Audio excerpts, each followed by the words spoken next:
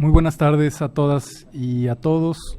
Bienvenidas, bienvenidos al Instituto de Investigaciones Jurídicas de la UNAM. Bienvenidas, bienvenidos a esta sesión inaugural del diplomado sobre litigio estratégico en materia de derechos económicos, sociales y culturales. Agradecerles el interés para asistir a este espacio. Este es un espacio de inauguración del diplomado, pero también decidimos abrirlo al público, esta sesión inaugural con la conferencia de Christian Curtis. Y yo quisiera decir algunas palabras antes de cederle el uso de la voz al director del Instituto de Investigaciones Jurídicas y a Christian Curtis sobre este diplomado. Nuestra intención, nuestro objetivo desde el Instituto de Investigaciones Jurídicas pues es convertir este espacio, digamos, de análisis y de reflexión sobre las posibilidades que nos ofrecen los derechos en un espacio también de transformación política. La idea de litigio estratégico apunta en esa dirección, apunta en el sentido de imaginar estrategias jurídicas para poder producir transformación social. Es el uso estratégico del derecho, el uso político del derecho, para transformar la realidad, sobre todo tratándose de un diplomado de Derechos Económicos, Sociales y Culturales, sobre todo de aquellas personas que se encuentran en situación de mayor desventaja por tener dificultades en acceder a determinadas necesidades básicas, como pueden ser la vivienda, la salud, la alimentación, etcétera, etcétera. Entonces, nuestro espacio de reflexión durante estos 3 meses nos invitará a discutir sobre el litigio como una herramienta para la acción política. Ese es el núcleo central de nuestra reflexión. Como ustedes saben, antes de la reforma de 2011, los derechos económicos, sociales y culturales solían ser pensados como derechos de tercera generación, derechos programáticos, derechos que no se podían hacer justiciables ante tribunales. Eso cambió de una forma muy significativa, por lo menos en el campo de lo teórico. Hoy, en general, los derechos sociales son pensados desde el campo de lo teórico, aunque con algunas resistencias, como derechos iguales a cualquier otro, derechos que se encuentran en una relación de interdependencia con los derechos civiles, tienen las mismas obligaciones, tienen contenidos definidos, mismos principios, y por lo tanto podemos ya hoy en México, cuando menos, llevarlos a tribunales sin ningún obstáculo teórico. Ahora, tenemos muy pocas sentencias en materia de derechos económicos, sociales y culturales, de la Corte, muy pocos criterios, por lo tanto, pocos criterios jurisprudenciales, y todavía en general los jueces en nuestro país y las juezas poco habituados a resolver casos de vivienda, de alimentación, de salud, de trabajo. Bueno, de trabajo no, evidentemente, en materia laboral sí que tenemos desarrollado un muy amplio campo de justiciabilidad. Pero todos los demás derechos siguen estando muy limitados. Y por lo tanto este espacio lo que busca es eso, es imaginar las estrategias para lograr hacer avanzar la agenda de los derechos en este país. Y para eso es que hemos convocado a 51 personas, que ese es el espacio que tenemos en el instituto. No, nos hubiera gustado poder ampliarlo, desgraciadamente no es posible por razones de espacio, así que en nuestro diplomado, en esta tercera edición, están inscritas 51 personas, 29 son mujeres, 22 son varones. Hicimos ese esfuerzo de un equilibrio en género, se nos desequilibró un poco. Es un diplomado muy accesible. Solicitamos el apoyo de la Fundación Henrik Boll, a quien queremos agradecer desde aquí, el apoyo solidario para poder bajar los precios. Queremos que sea un diplomado muy accesible y además tenemos la posibilidad de otorgar 12 becas, 12 medias becas a quienes lo están cursando, lo cursarán, y 2 becas totales. La mayoría de quienes lo integran son abogados y abogadas, integrantes del Poder Judicial, litigantes, organizaciones no gubernamentales, estudiantes, pero también hemos intentado equilibrar el diplomado desde el punto de vista, digamos, académico y de desarrollo profesional. Hay politólogos, sociólogas, hay personas que han estudiado relaciones exteriores y que también están interesados en este diplomado. Nos resulta eso muy importante porque, como saben, pues hacer un uso político del derecho no solo requiere de abogados. Así que, bueno, quería yo simplemente de nuevo agradecerles que estén aquí.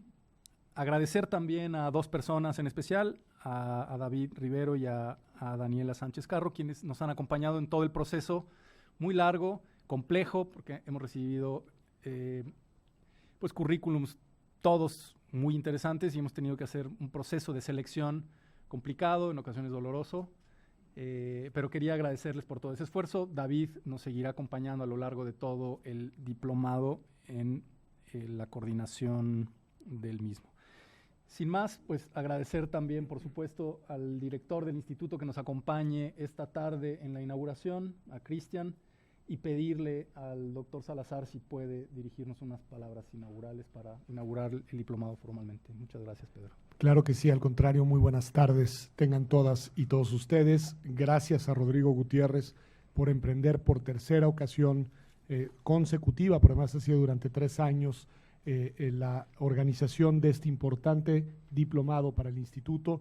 Muchas gracias a David y a Daniela, porque estas cosas solo se hacen cuando hay equipos de trabajo que están detrás, que dedican tiempo, que dedican además esfuerzo en esto, en realizar análisis y revisión de currículas y entrevistas. Este diplomado tiene esa particularidad, por ahí déjenme empezar, es un diplomado que se preocupa por hacer una selección de las personas que van a formar parte del mismo. Y esto tiene 2 sentidos prácticos importantes. Por un lado, garantizar que el interés en las temáticas del diplomado sea un interés fundado en razones genuinas, en intereses y en inquietudes y en perspectivas profesionales que sean afines con lo que se va a trabajar a lo largo del tiempo. Pero la otra razón, que no es menor, es también la construcción de un grupo de personas que trabajarán juntas a lo largo de todas estas semanas y que tendrán también la ventaja de poder enriquecerse de manera recíproca unas a otras, unos a otros y así sucesivamente. Y en ese sentido, lo que encontrarán seguramente será un grupo de trabajo con una serie de perspectivas y una serie de características sumamente enriquecedoras que ya de suyo tendrá un valor a lo largo de del tiempo que dura el diplomado. La otra cuestión que quiero subrayar es que ese ejercicio de selección no es excluyente, es decir, ¿en qué sentido? No es de una vez y para siempre. La gente que ha entrado en alguna edición, habrá otra que no ha entrado en otra, pero en la siguiente se la acepta. Tenemos un límite, como dice bien Rodrigo Gutiérrez, determinado por las características del espacio y también por las dinámicas de las sesiones, pero la idea, y espero que así sea, es que este diplomado forme parte de ese conjunto de actividades del instituto que se repiten de manera periódica y constante y que por lo mismo están abiertas a todas las personas que quieran participar en ellas. Celebro en ese sentido que esta conferencia inaugural, además lo digo sabe que lo digo con objetividad, con el lujo de tener a Cristian acá el día de hoy con nosotros, que en verdad verán que no me equivoco al decir eso. Bueno, pues celebro que esta conferencia inaugural y aquellas actividades que puedan tener características similares sean abiertas al público en general para que el mayor número de personas puedan aprovecharlas, tanto físicamente acá como a través de las transmisiones vía streaming del instituto. Déjenme decirles en 2 palabras cuál es la relevancia de esta actividad en particular y de otras actividades afines para el Instituto de Investigaciones Jurídicas. Nosotros somos una comunidad plural, muy diversa en muchos sentidos, muy interdisciplinaria. A veces se piensa que aquí solo habemos abogadas y abogados. No es cierto y qué bueno que así sea.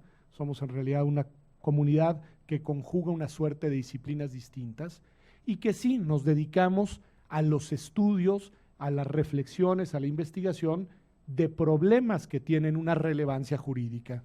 Pero miramos esos problemas desde perspectivas diversas.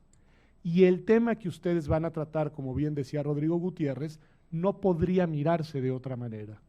Si miráramos a los derechos económicos, sociales, culturales y ambientales solo desde la perspectiva jurídica, tendríamos una visión muy plana, muy parcial, muy acotada de lo que estos derechos significan.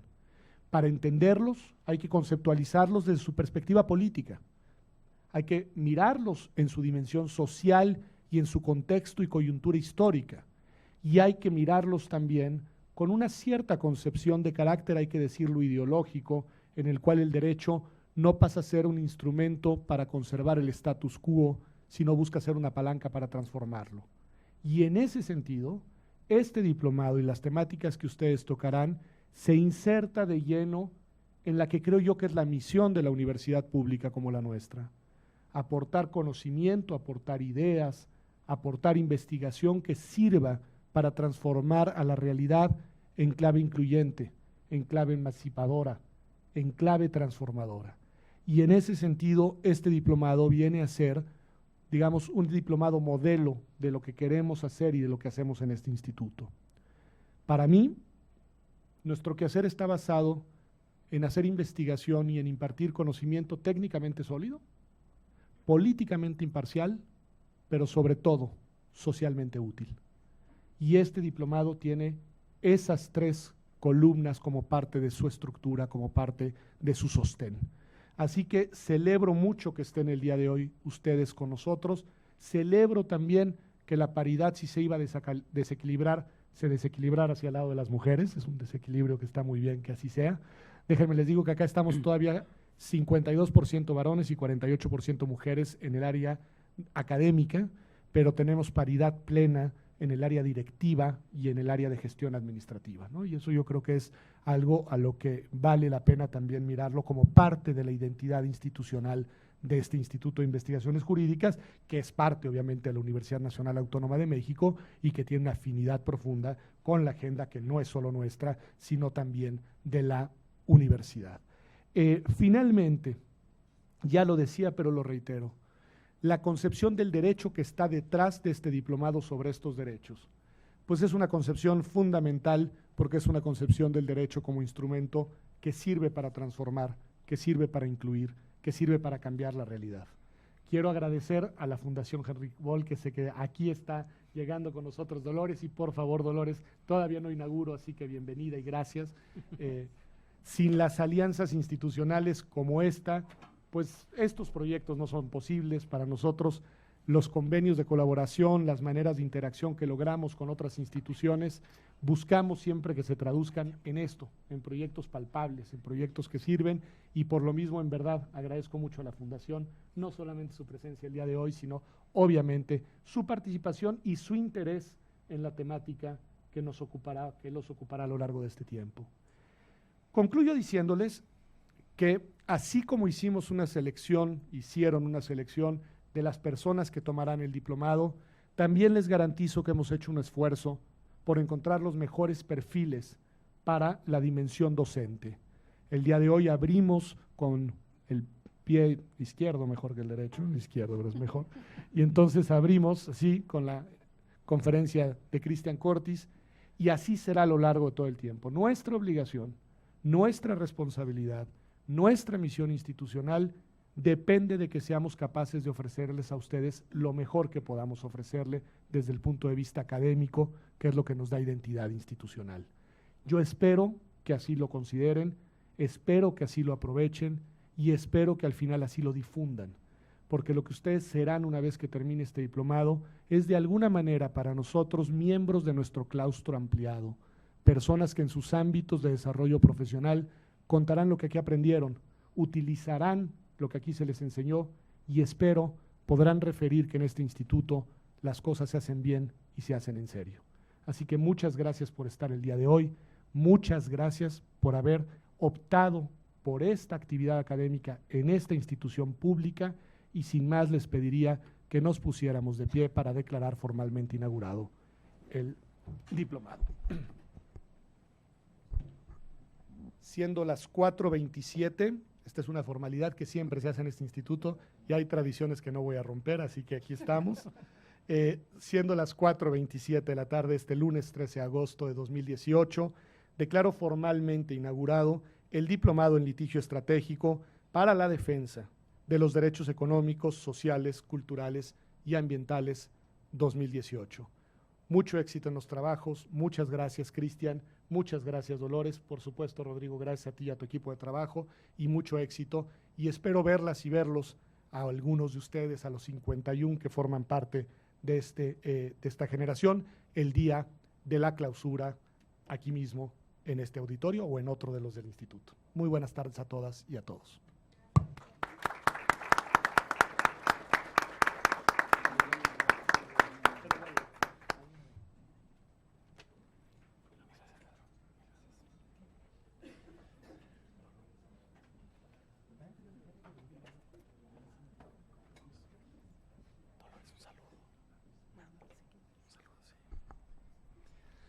Bueno, muchas gracias al director del Instituto de Investigaciones Jurídicas. Le pediría a Dolores Rojas, quien es la representante de la Henrik Boll, nos dirija algunas palabras, como ya lo dije, la Henrik Boll, de una forma solidaria, acompañado el proceso de selección en este diplomado, y además nos ha apoyado para que este sea uno de los diplomados más accesibles del Instituto de Investigaciones Jurídicas. Mil gracias, Dolores. Buenas tardes. Bueno, eso de querer llegar así sin llamar mucho la atención no resultó esta vez, pero bueno. Buenas tardes de parte de la Fundación Heinrich Boll. La Fundación Heinrich Boll es una fundación alemana vinculada al Partido Verde alemán. Nótese la pausa dramática, pero creo que es importante hacer una distinción o la particularidad. Nos interesó mucho la propuesta que nos presentó Rodrigo Gutiérrez, porque hemos venido acompañando algunas experiencias sobre el litigio, sobre la defensa de derechos, porque finalmente el derecho creemos que es un instrumento que además quien ha hecho mucho uso de este derecho han sido comunidades y pueblos indígenas. Creo que debemos en mucho el que se fortalezcan instancias formales, el que la gente de a pie tenga acceso a la justicia y sea el derecho accesible a estas personas. Entonces, pues se juntaron muchos factores, entre ellos justo toda la parte de proyectos que han venido multiplicándose en el territorio nacional, y bueno, hemos venido observando, ¿no?, cómo el instrumento del derecho ha sido fundamental para muchas de las comunidades que se defienden de megaproyectos, que pelean por ser escuchados, por ser consultados, ser tomadas en cuenta, en fin, que finalmente creemos que esta es una disciplina cambiante que se va o se tendría que ir ajustando según las necesidades del bien común de la gente, y pues bueno, qué mejor espacio para poder no sé, conocer y aplicar el derecho que en el Instituto de Investigaciones Jurídicas, donde se puede aprender y formar y mejorar los instrumentos. Entonces, pues esa fue nuestro interés de trabajar junto con el Instituto de Investigaciones Jurídicas, el Departamento de Derechos Humanos, porque creemos que hay que acercar la academia a la realidad, a las comunidades, y pues bueno, y las organizaciones de sociedad civil también tienen mucho que aportar en este terreno. Entonces, pues nosotros creemos en el intercambio, en ser un puente, en los diálogos, en los debates, y pues este es un espacio privilegiado para hacer eso. Entonces, pues muchas gracias por la invitación, y qué bueno que tuvo esta recepción, que tuvo esta convocatoria, y pues esperemos que tengamos mucho éxito con esto, es decir, que aprendamos mucho, que de eso se trata, ¿no? Muchas gracias y mucho gusto.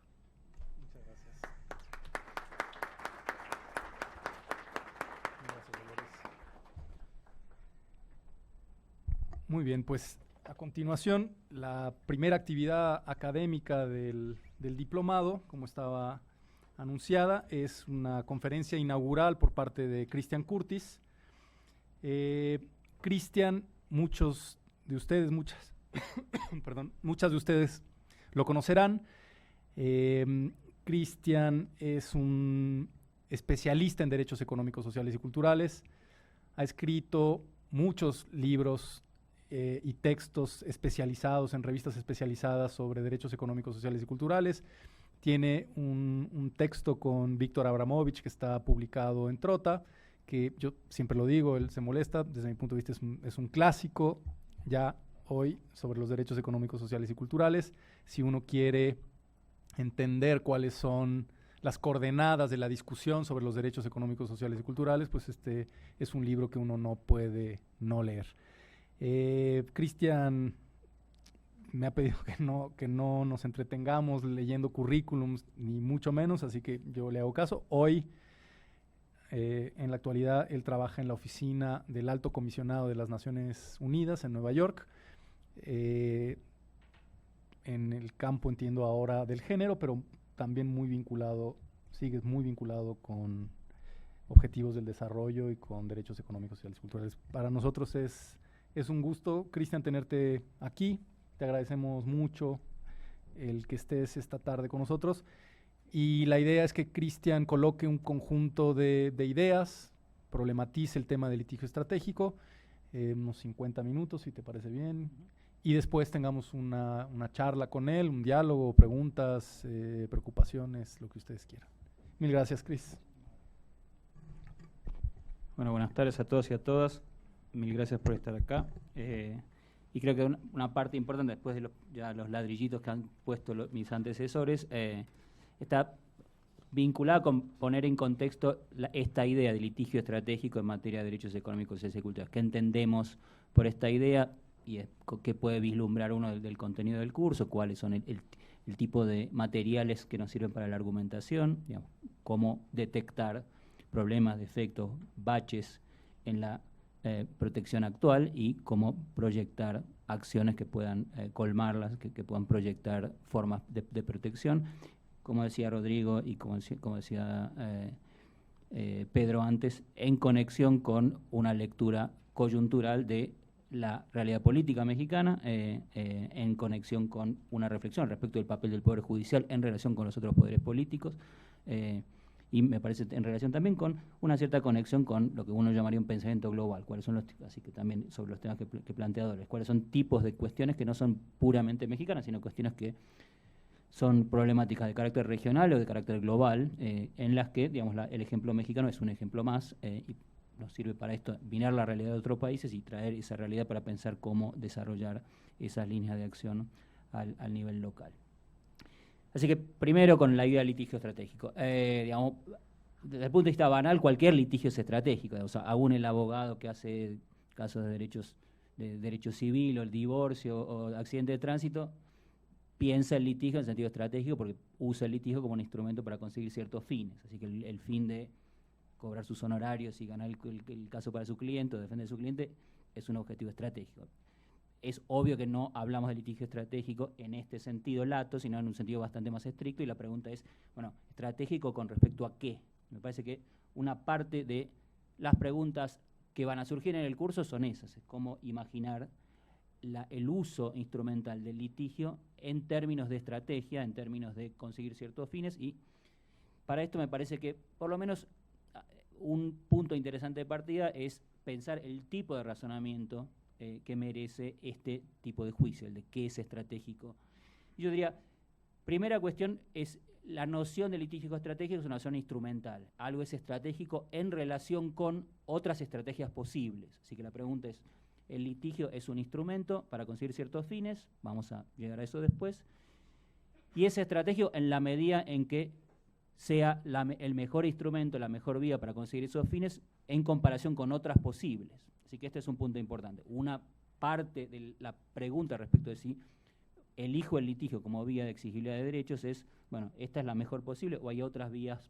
Así que en general una parte importante de este razonamiento es que no hay un imperativo categórico para litigar, ¿no? Uno no está forzado a litigar necesariamente. La pregunta es si litigo en relación con otras estrategias de demanda de derechos, que pueden ser estrategias de carácter de movilización, estrategias de campañas públicas, estrategias de discusión pública en la esfera pública de ciertos temas. La pregunta respecto de cuán lejos voy en el uso de la representación política, es decir, cómo uso los canales tradicionales de los partidos políticos, de la representación en el Congreso para reclamar derechos. Y un espacio importante en materia de derechos sociales es el de la relación con la administración, en qué medida existen canales para solicitar a la administración que cumpla con lo que debería cumplir. Es decir, existen formas de poleas de transmisión entre las demandas de la ciudadanía y la actuación de la administración. O sea, un amigo juez brasileño decía siempre, bueno, el litigio es como un matafuego con la etiqueta que dice solo use en caso de incendio. Uno empieza con el litigio.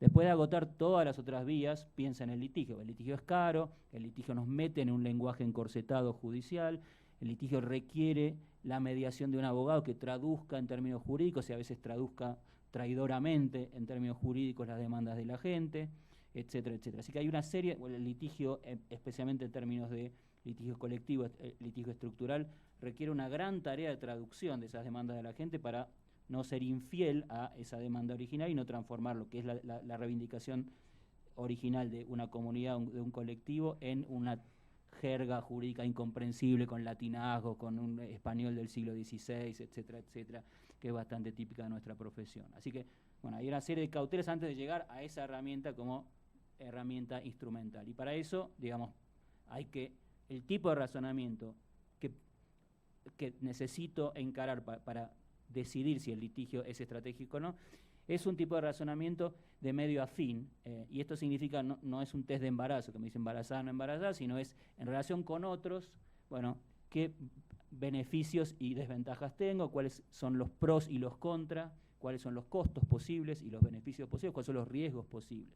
Así que en relación con otros medios de exigencia de derechos o demanda de derechos, la pregunta es cómo sitúo el litigio en ese conjunto.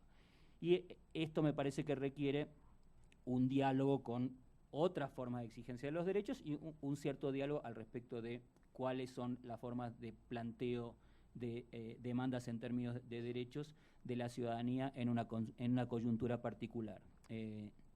Yo, digamos, en mi sensación en México es que hay una especie de movimiento bipolar que va entre la movilización, el cortar la calle, quemar el Palacio Municipal o el cortar la ruta con machetes como primera vía, nada en el medio, y si no, litigio judicial. Y poca exploración de lo que hay en el medio, que son los canales. Hay una gran desconfianza respecto de los canales tradicionales de la política. La idea de que la política en principio es corrupta, en principio la administración no tiene fuerza, no tiene espacio de diálogo, está cooptada por grandes grupos empresariales, etcétera, etcétera. Así que antes de dialogar con la administración o con los poderes políticos, están estas dos vías, machetes o... Entonces, hay una serie de cosas en el medio, antes de pensar en el litigio, que me parece que es importante explorar en estos campos. La segunda cuestión, el segundo rasgo que me parece importante es que lo que es estratégico es coyuntural. No hay una noción de que algo es estratégico de manera universal, independientemente de tiempo y espacio. Así que, y el análisis de ciertos factores coyunturales implica al menos tomar en consideración algunos factores que son más jurídicos, están más vinculados a la actividad más propia de los abogados. Por ejemplo, bueno, uno considera el litigio estratégico en términos de cuáles son los factores dentro del campo judicial que me permiten avanzar o no con ciertas reivindicaciones. Así que la independencia del Poder Judicial, una cierta cultura judicial de aceptación, demanda, conversión de esas reivindicaciones en términos de decisiones judiciales, un cierto análisis de cuáles son las vías procesales, vamos a abundar en eso después, pero digamos, la forma en que se canaliza el litigio es a través de vías procesales determinadas. Uno tiene que ajustar la demanda a la serie de cortapisas procesales planteadas por una legislación procesal vigente, y la pregunta es, bueno, si la existencia de vías procesales es adecuada para el planteo de ciertas cuestiones que en general son mucho más complejas que la forma en que uno las traduce en términos jurídicos. Decía Rodrigo antes, la existencia de jurisprudencia previa, digamos, a veces uno piensa el litigio estratégico como llave para abrir cierto tema, y para esto, bueno, si ya tengo una larga línea de jurisprudencia que dice que los derechos sociales son justiciables, o que dice que el derecho a la salud, el derecho a la vivienda son justiciables, bueno, no es necesario el litigio estratégico para abrir eso, tal vez sea necesario para un paso posterior, que es consolidar un cierto criterio, para darle contenido a los derechos, etcétera. Entonces, la coyuntura en términos de cuál es la cultura judicial y la jurisprudencia existente también es importante, y eso hace que, aunque las normas constitucionales y los tratados de derechos humanos ratificados por México y Argentina o Colombia sean más o menos los mismos, la diferencia entre experiencia judicial de esos países sea enorme, y entonces probablemente lo que es estratégico en México en este momento es diferente a el tipo de planteo que se puede hacer una organización de la sociedad civil en Colombia o en Argentina o en Brasil o en otros países.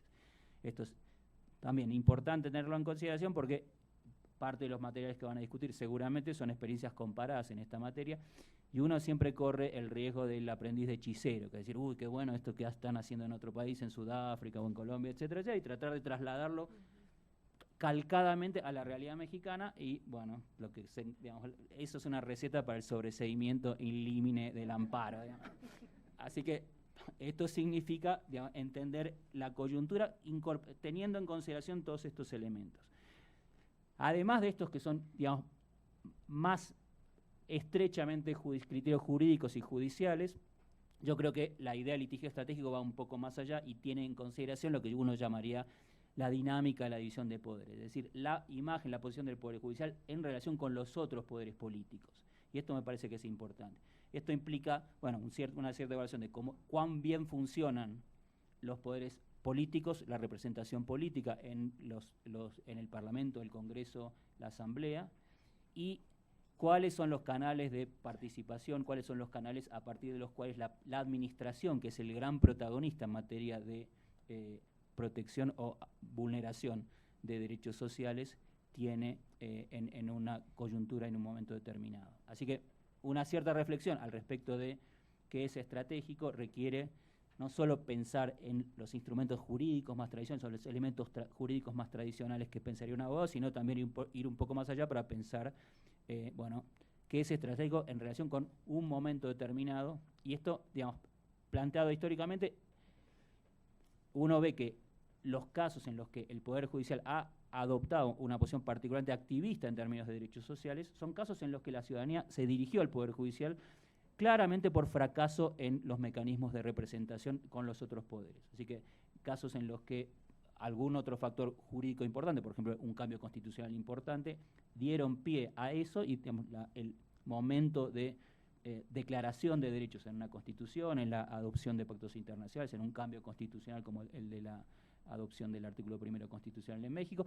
Los equivalentes en algunos otros países fueron los de un momento de apertura, un momento que generó o nuevas vías procesales, o una corte constitucional nueva, o un momento jurídico diferente, y el ensayo a partir de la percepción de que la realidad de los poderes políticos no había cambiado mucho, así que en esto Colombia, en alguna medida Argentina, en alguna medida Sudáfrica, son países en los que se ve esa dinámica.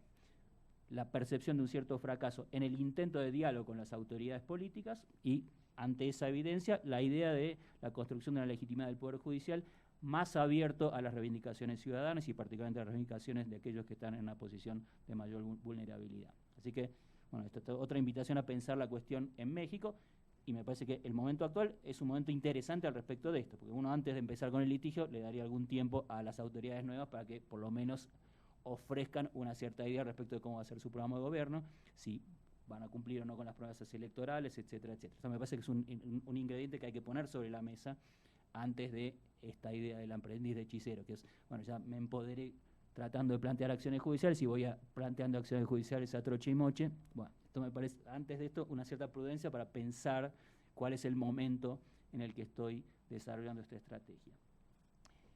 Y por último, la cuestión de, así que primera cuestión, este carácter instrumental; segundo, la cuestión coyuntural, es decir, cómo juegan estos otros factores para un análisis al respecto de qué es o no estratégico en una situación determinada; y tercero, la cuestión de los fines.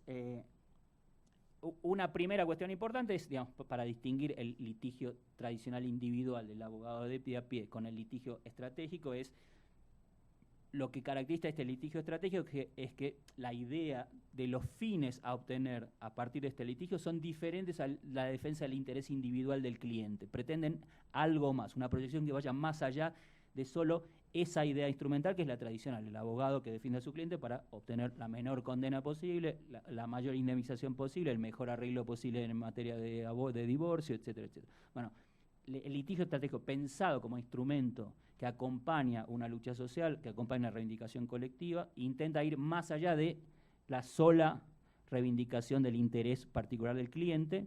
Esto a veces pone en tensión, el litigio requiere de nuevo tener un interés legítimo o un derecho subjetivo afectado, así que necesita un cliente. En México todavía no existe litigio de acción popular que permita a alguien presentar casos sin una reivindicación concreta de una violación o una una presunta violación con presunta o presuntas víctimas, y esto hace que a veces haya alguna tensión entre la defensa del interés individual que existe en el caso y la obtención de algunos objetivos que vayan más allá solamente del interés del caso. En general, la reflexión al respecto del litigio estratégico viene del litigio estratégico con un direccionamiento teleológico progresista. Gran parte de nuestras discusiones actuales al respecto del litigio estratégico son en alguna medida tributarias de el comienzo de esta idea, que es que digamos, hay evidencia histórica suficiente al respecto de que comenzó vinculado con el movimiento de los derechos civiles de Estados Unidos, con el movimiento antidiscriminatorio y el movimiento de reivindicación de los derechos de las mujeres y de otros colectivos como personas con discapacidad, personas en situación de privación de libertad y otros en Estados Unidos en las décadas del 60, y se ha traducido y se ha reformado y se ha contextualizado en otros lugares de América Latina a partir primero de la defensa de los derechos humanos ante graves violaciones cometidas por dictaduras, y después ha ido ampliado un poco la agenda. Así que en alguna medida la historia de esta noción de litigio estratégico, al menos tal cual ha sido teorizada y ejemplificada con ejemplos concretos de países distintos, están vinculadas a un litigio de signo progresista, digamos, de despertar aquellas promesas de cláusulas sociales, de igualdad, de erradicación de situaciones de vulnerabilidad o de discriminación en países distintos. Nuestra experiencia combina en general alguna reflexión sobre la experiencia norteamericana con reflexiones que vienen de otras latitudes, países de América Latina y algunos otros países emergentes como Sudáfrica o la India, que son buenos ejemplos de esto. Ahora, esto es simplemente un dato coyuntural. Es posible hacer litigio estratégico sobre fines horriblemente malos, como el de defender el interés de las empresas o defender los intereses más conservadores y reaccionarios de la Iglesia, y de hecho existe litigio estratégico en muchos países de América Latina que defiende esos intereses. Así que en muchos países de América Latina la Iglesia o iglesias evangélicas se han embarcado en litigio estratégico contra los derechos de la mujer, contra los derechos sexuales y reproductivos, contra el acceso a aborto, etcétera, etcétera.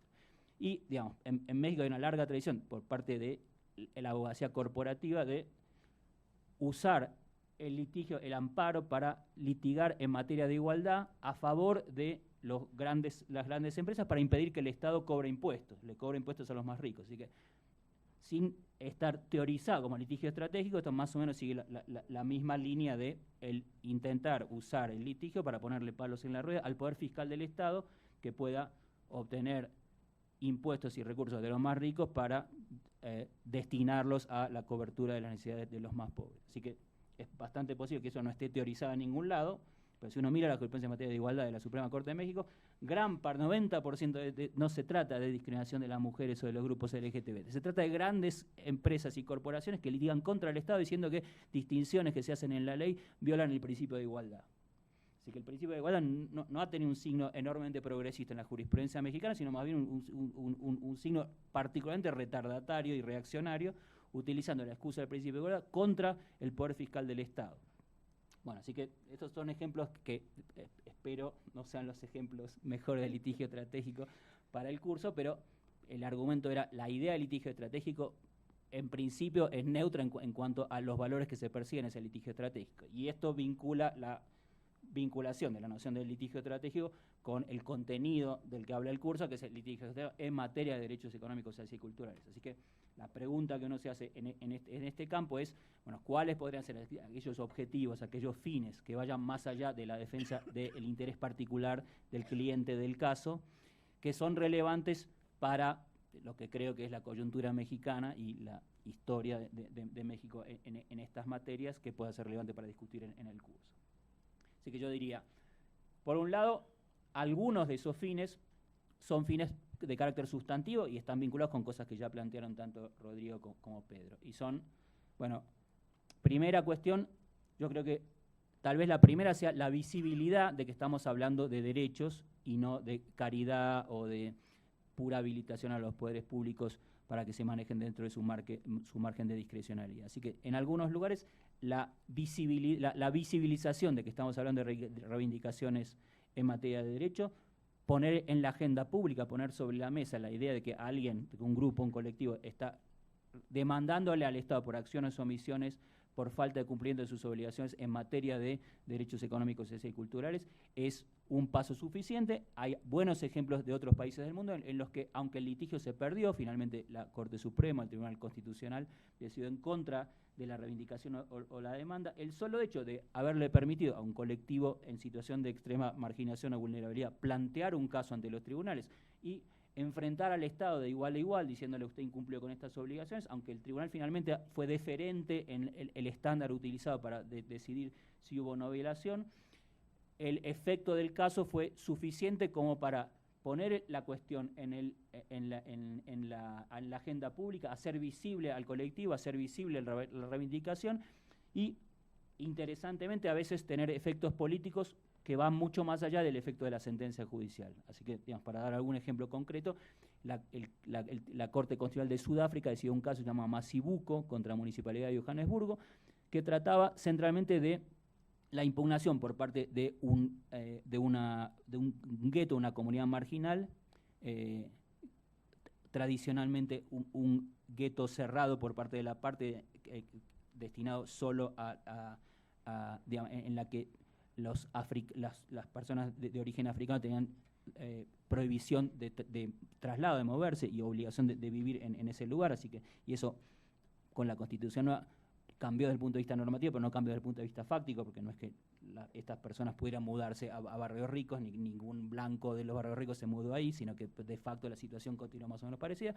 Así que la Compañía Municipal de Agua decidió instalar medidores de agua individuales para controlar el uso del agua en el servicio, y entonces hubo una reivindicación colectiva al respecto de el hecho de que la instalación de esta forma de control a nivel comunitario colocaba barreras en el acceso y encarecía el acceso a al menos mínimos esenciales en materia de agua potable para esta comunidad. Bueno, el caso finalmente llegó a la Corte Constitucional Sudafricana y la Corte decidió que la medida adoptada por el Estado era razonable a la luz de sus obligaciones y, sin embargo, el hecho de haber llevado el caso a la opinión pública, haber conseguido una audiencia constitucional en Sudáfrica y una gran atención de parte de la prensa, etcétera, etcétera, tuvo el efecto de que finalmente, pese a que la sentencia judicial convalidó las medidas adoptadas por la Compañía Municipal de Agua, la compañía fue bastante más allá de los pedidos hechos en la demanda y flexibilizó los requerimientos de acceso a agua, estableció cupos mayores a los que eran incluidos en la demanda, cambió la forma de uso de estos medidores, etcétera, etcétera. Así que una serie de medidas de reparación, más bien de carácter político, para limpiar un poco la imagen de la empresa municipal, aunque el efecto de la sentencia más bien convalidó la actividad estatal. Así que, digamos, con modestia, una primera capa de posibles objetivos que van más allá de la defensa del interés individual del cliente son la de la visibilización del tema, de la reivindicación de la agenda en el espacio público. Yo diría, en México, lo planteó Rodrigo antes, la cuestión de la justiciabilidad de los derechos sigue siendo un tema pendiente. Digamos, lo que tenemos ahora, a diferencia de hace 15 o 20 años cuando yo viví y trabajaba en México, es que antes no había ni una sentencia y la regla era repetir lo que decía el maestro Burgoa en su manual, que es que estos derechos son aspiracionales, no son justiciables, son programáticos, etcétera, etcétera, así que sobreseguimiento desde el principio, no son materia de amparo y punto. Esta es la posición tradicional de la justicia mexicana en esta materia. Bueno, desde hace 10 años hay algunos precedentes en los que los tribunales dicen que sí pueden decidir en esta materia, así que esa puerta ya está entornada, apenas abierta, pero esto, digamos, 2 o 3 casitos no convierten, no se traducen en una jurisprudencia constante, consistente, con criterios claros, etcétera, etcétera. Así que todavía este ámbito es una lotería en México, depende de qué tribunal me toque, dónde me toque, etcétera, etcétera. Así que decir que probablemente desde el punto de vista de la doctrina haya bastante más consenso al respecto de que al menos no es imposible concebir a los derechos sociales como derechos justiciables, que hay algunas vías para ensayar o explorar esa dirección, pero todavía falta mucho en términos de considerar que se trate de doctrina consolidada desde la Suprema Corte hasta el último tribunal de instancia en las entidades federativas. Estamos muy lejos de eso, así que, de nuevo, aprendiz de hechicero, que es con 2 sentencias que además no son medio ilegibles, no se entiende dónde está el principio, por qué se decide en el caso, etcétera, etcétera. No cambiamos la realidad de la mayoría de los jueces en México, y para esto, bueno, un objetivo posible del litigio estratégico es consolidar ese principio por vías distintas. En países distintos se ha hecho de maneras distintas, en algunos países se ha avanzado a través de la consolidación de la protección por conexidad con otros derechos, en otros se ha ido directamente por la justicia autónoma de algunos de los derechos. Digamos, texto y material suficiente para avanzar en esa vía hay, lo que faltan son una colección consistente de decisiones que terminen permeando hasta las instancias más bajas del Poder Judicial, y para esto, bueno, un posible objetivo estratégico es el de consolidar esa jurisprudencia que acepte el principio. Ahora, aceptado ese principio, el segundo paso también es el que falta en México por una doble razón. Primero porque, digamos, como la doctrina tradicional era la de estos derechos no son justiciales, estos derechos son meras habilitaciones para que los poderes políticos actúen, pero sin establecer un contenido. Bueno, el efecto es el vacío de contenido de estos derechos, que son derechos que no están desde ayer en la Constitución mexicana. Algunos de ellos tienen 40 o 50 años, algunos tienen ya 100 años, pero, bueno, si uno pregunta, uno lee las bibliotecas al respecto de cuál es el contenido de derechos como salud, alimentación, vivienda, en la doctrina mexicana, se encuentra con sopa, cero, poco, nada. O sea, libros sobre estos temas no hay mucho. Libros sobre la suspensión, incidencia de suspensión del amparo, etcétera, bibliotecas enteras. Libros sobre en qué consiste el contenido del derecho a la vivienda, signo de interrogación. Así que la doctrina, debido a la persistencia de esa concepción de derechos sociales, todavía no ha aportado mucho.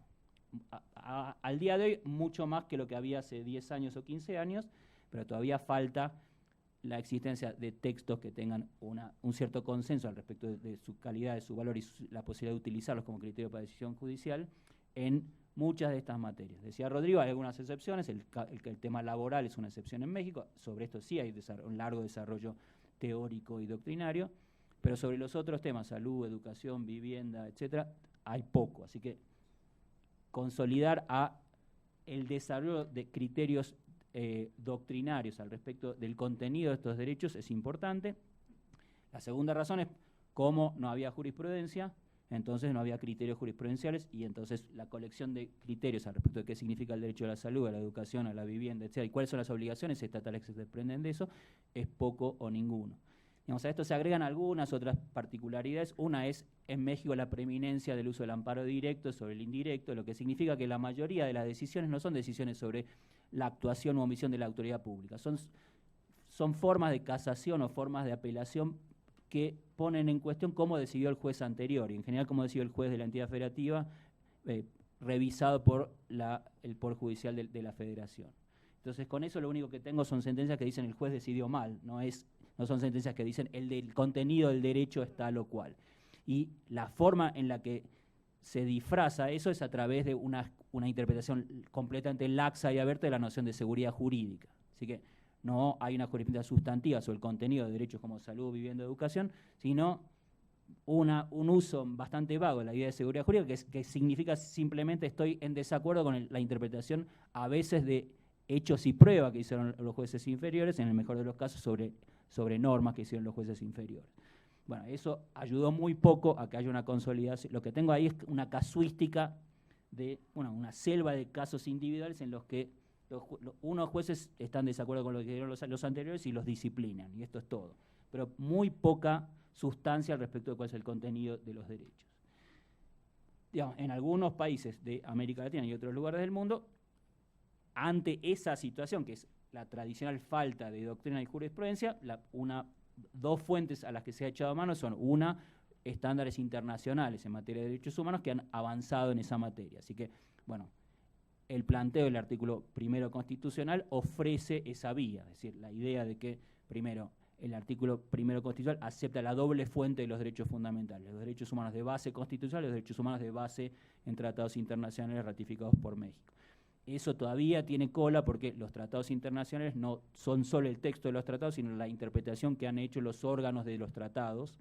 Así que la Corte Suprema en la ejecución, en la incidencia de ejecución del caso Radilla, dice algo en ese sentido al respecto de la necesidad de tomar en consideración los criterios de interpretación de la Corte Interamericana para entender correctamente el alcance de la Convención Americana de Derechos Humanos. Pero en materia de derechos sociales, los criterios más importantes provienen más bien del Sistema Universal de Derechos Humanos, que es el que ha desarrollado con mayor profundidad el contenido de derechos tales como salud, vivienda, educación, alimentación. Así que todavía en México hay en las pocas sentencias que hay, algún uso de observaciones generales del Comité DESC y de otros órganos internacionales se ha hecho, pero es poco sistemática.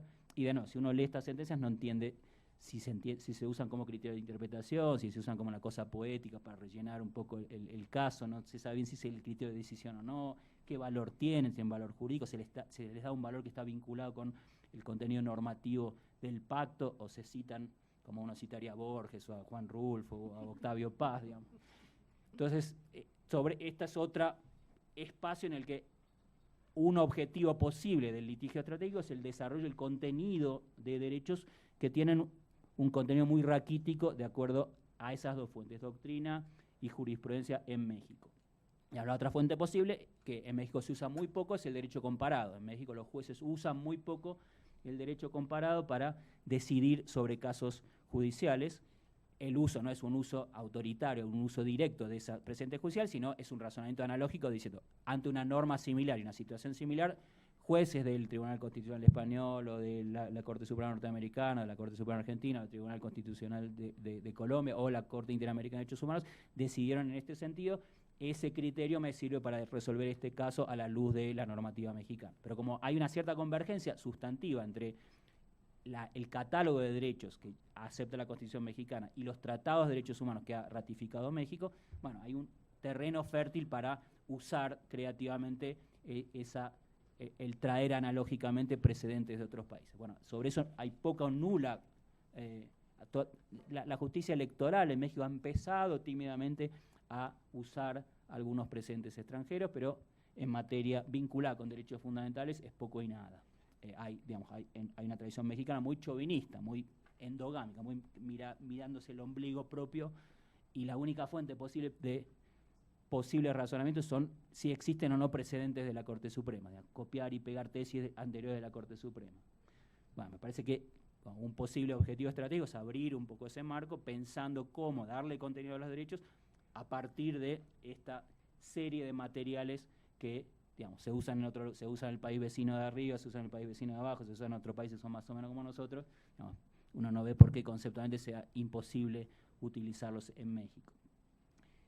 Un objetivo, cómo traducir contenido de derechos. Bueno, todavía tenemos desafíos al respecto de conceptualizar los titulares de derechos, particularmente cuando existen dimensiones de carácter colectivo y no solamente individual, que es casi el caso clásico en materia de derechos sociales. Hay temas vinculados con la identificación del sujeto obligado, así que, bueno, en general, en la tradición del amparo, la idea es que haya una autoridad pública, pero, bueno, hay complejidad en México porque muchas de las funciones vinculadas con la satisfacción de derechos sociales están repartidas al nivel federal, al nivel de las entidades federativas y aún al nivel municipal. Hay una gran pregunta al respecto de la posibilidad de utilizar instrumentos jurídicos para hacer exigibles derechos sociales en relaciones entre particulares, que es una gran área dejada de lado por la concepción tradicional del amparo, y que, en la medida en que el Estado ha utilizado mecanismos de privatización, mecanismos de transferencia al mercado o al sector privado de responsabilidades en materia de derechos sociales, se hace más importante en México. Hay, además, un cierto capítulo vinculado con cuáles son los remedios adecuados en casos concretos que sería posible ensayar para pensar la idea de recurso efectivo, sencillo, para casos de violación de derechos sociales. Me parece que sobre todas estas áreas hay espacio para pensar en un objetivo que vaya más allá de solamente ganar el caso, sino de establecer precedentes que después sirvan para futuros casos, para prevenir futuras violaciones. Una aproximación que es paralela a esta, pero que también es útil, es que en gran parte de los casos en los que discutimos cuestiones de derechos sociales, en el fondo hay una discusión al respecto de políticas públicas, de cuáles son las decisiones, las omisiones, los defectos en las políticas públicas. Entonces, un argumento tradicional al respecto de la no justiciabilidad de los derechos sociales o de la idea de que se trata de campos que deberían ser librados a la política se trata de campos en los que los recursos son escasos y el Estado debería tener un cierto margen de discreción para decidir distintas vías para cubrir esos derechos.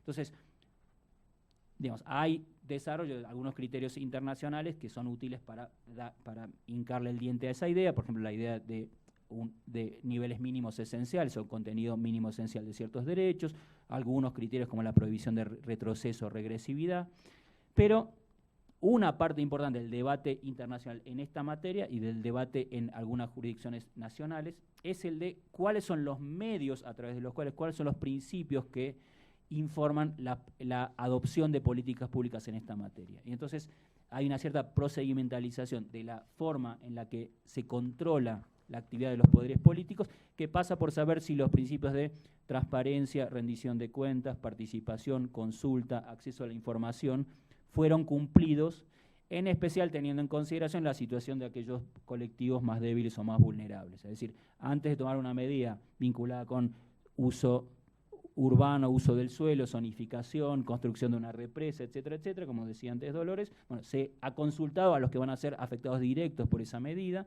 en qué medida si la medida se considera imprescindible, hubo alguna forma de diálogo para establecer un remedio, para establecer una alternativa, para establecer una relocalización que considere aspectos materiales, aspectos culturales de esas comunidades, etcétera, etcétera. Bueno, de nuevo, eso en México hay una cierta tradición vinculada con el amparo, que es la de buscar nulidades en todas partes sobre la base de defectos procesales. Pero esto no ha pasado de esa forma de litigio que es suspensiones y nulidades. Mucho del litigio de amparo da vuelta respecto de estas ideas, nunca de llegar al fondo de nada, pero esta idea de ir un poco más allá pensando en qué medida las formas en que se toman decisiones públicas que afectan derechos de manera colectiva cumplen con estos requisitos de buena gobernanza. Bueno, en muchos países de América Latina y en otros países del mundo, este ha sido el foco, por ejemplo, en materia de litigio, en los casos que llevan a la Corte Interamericana en materia de pueblos indígenas, en general dan vueltas sobre estas cuestiones. Se consultó antes a la comunidad, hubo consentimiento previo, libre e informado de la comunidad, se le establecieron, en caso de que el Estado considera que eran necesarias estas medidas, cuáles son las formas de compensación, cuáles son los beneficios que se le ofrecían a la comunidad. ¿Hubo alguna alternativa al desplazamiento de la comunidad? ¿Hubo alguna alternativa a tomar medidas que afectaran la integridad territorial de una comunidad o pueblo indígena? Bueno, muchos de los criterios en casos indígenas van por ese lado. ¿Se cumplieron o no con garantías vinculadas con estos principios transversales de lo que se llama enfoque basado en los derechos humanos para el desarrollo, que son no la decisión sobre si es correcta o no la política desde el punto de vista sustantivo, sino más bien cuáles son los mecanismos procedimentales que permitieron llegar a una cierta decisión y en qué medida estos han sido abiertos, participativos, transparentes y no han sido cooptados por el interés de una empresa que compró al funcionario público que tomó la decisión, se tomaron por debajo de la mesa, sin transparencia, sin acceso a la información, sin saber de qué se trataba el plan, etcétera, etcétera. Bueno, varias de las experiencias que seguramente les va a contar Rodrigo durante el curso tienen que ver con estas cuestiones en medio. Cómo se toman decisiones para decidir que en un lugar hay que hacer una represa y cómo se tomó en consideración la situación de una comunidad que vive ahí hace 100 años o 200 años, que tiene una forma de vida determinada, que sabe que si se le va a inundar el campo que cultiva, su forma de vida va a cambiar completamente, a la que en lugar le ofrecen como realocación ir a parar a unos multifamiliares alrededor de la Ciudad de México, cuando viven en un lugar en el medio del bosque tropical, la selva tropical, haciendo cosas que no tienen nada que ver con la oferta de realocación, etcétera, etcétera. Así que, bueno, pregunta no es en qué medida uno puede avanzar causas judiciales que permitan la consideración de estos principios transversales en la manera en que se decide la adopción de políticas públicas. Así que esto da un cierto panorama respecto a esta primera entrada, que es cómo darle contenido a los derechos y cómo darle contenido a las obligaciones estatales, aunque no se trate de obligaciones sustantivas, de las obligaciones procedimentales en cuanto a la manera en que se toman decisiones que puedan afectar positiva o negativamente derechos.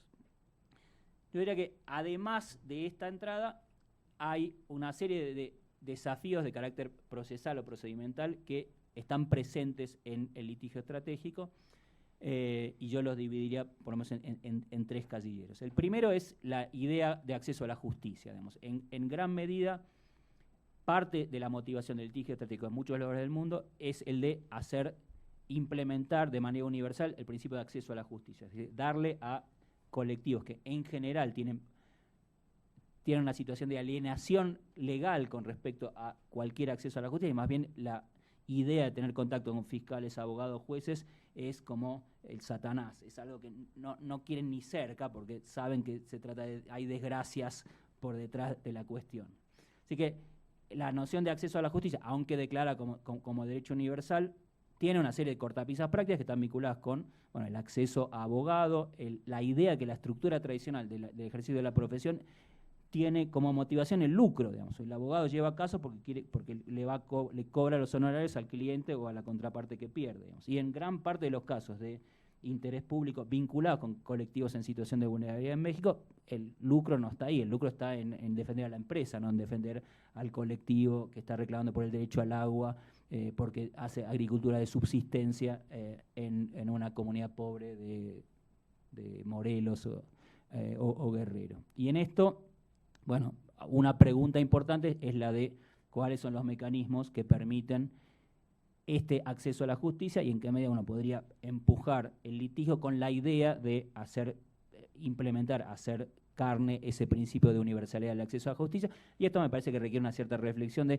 cuáles son los medios jurídicos a disposición de los colectivos en situación de mayor vulnerabilidad para acceder a servicios jurídicos de calidad, para cuál es la responsabilidad de el sector profesional, cuál es la responsabilidad de los abogados. En México no hay colegiación obligatoria, en otros lugares del mundo la idea de la colegiación obligatoria implica ciertas cargas públicas para los abogados.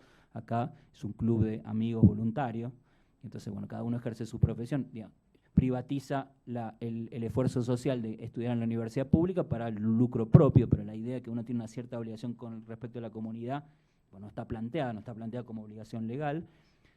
La pregunta de cuál es el papel de órganos públicos en este sentido, así que en alguna medida el litigio estratégico en otros países ha intentado involucrar a órganos públicos como la Defensoría del Pueblo, la Comisión de Derechos Humanos, los defensores de niños y otras figuras públicas, el Ministerio Público de la Defensa y otras figuras públicas en la representación colectiva, así que en algunos casos el litigio de interés público ha intentado ser puente entre colectivos, grupos y otras formas públicas de representación. En México hay una gran deuda ya de movida en la defensa penal, en la defensa pública técnica en materia penal. Hasta hace no mucho no había ni siquiera obligación de que el defensor público fuera abogado. Y una enorme deuda en materias no penales, en materia administrativa, en materia civil, etcétera, etcétera. ¿Cómo acude una persona de escasos recursos o un colectivo de escasos recursos a defensa de su interés jurídico si no tengo medios a través de los cuales puedo acceder a defensa técnica de calidad? Así que ahí hay un área que me parece también es útil explorar para pensar cómo cierro las brechas en términos de acceso a la justicia, prometidas por la Constitución y por los pactos de derechos humanos, pero con grandes dificultades de acceso en México, y me parece que esto requiere una cierta reflexión al respecto de lo que uno llamaría abogacía de interés público, abogacía no motivada por el lucro. Es decir, las formas de organización de la sociedad civil, abogados del Estado, abogados que representan a órganos públicos como las comisiones de derechos humanos y otros, abogados de órganos públicos técnicos que tienen un mandato de imparcialidad, etcétera, etcétera, en defensa o formas asociativas o cooperativas de establecimiento de colectivos de abogados que litiguen no solamente por el lucro, no únicamente por el lucro, sino especialmente con una abogacía con fines de carácter social u otros, o fines de carácter ideológico, para ponerlo en términos que planteaba ya Pedro. Así que esto me parece que es un espacio que requiere una cierta reflexión en México. ¿Cómo cubro esa brecha producida por la ficción de que detrás de cada necesidad jurídica hay un lucro que va a mover a un abogado a defender un caso? Y, a esto se suma la poca tradición que hay en México al respecto del litigio de carácter colectivo.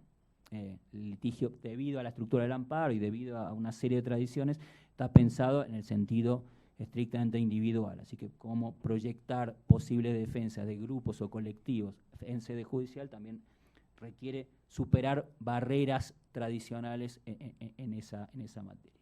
Bueno, esto me lleva al segundo punto, que es en qué medida el litigio estratégico puede plantearse también como terreno, como área, como campo de batalla para las mejoras procedimentales, para lograr el desarrollo de mecanismos procesales que son insuficientes o son inadecuados en la realidad actual mexicana, porque la legislación está basada en la legislación de hace 1 siglo y medio o 2 siglos, y por lo menos un listado de cuáles son esas barreras para proteger derechos sociales. Yo diría que al menos, digamos, gran parte de esas ideas están vinculadas con la realidad histórica mexicana, que es que el mecanismo tradicional privilegiado de defensa de derechos constitucionales ha sido en México el amparo.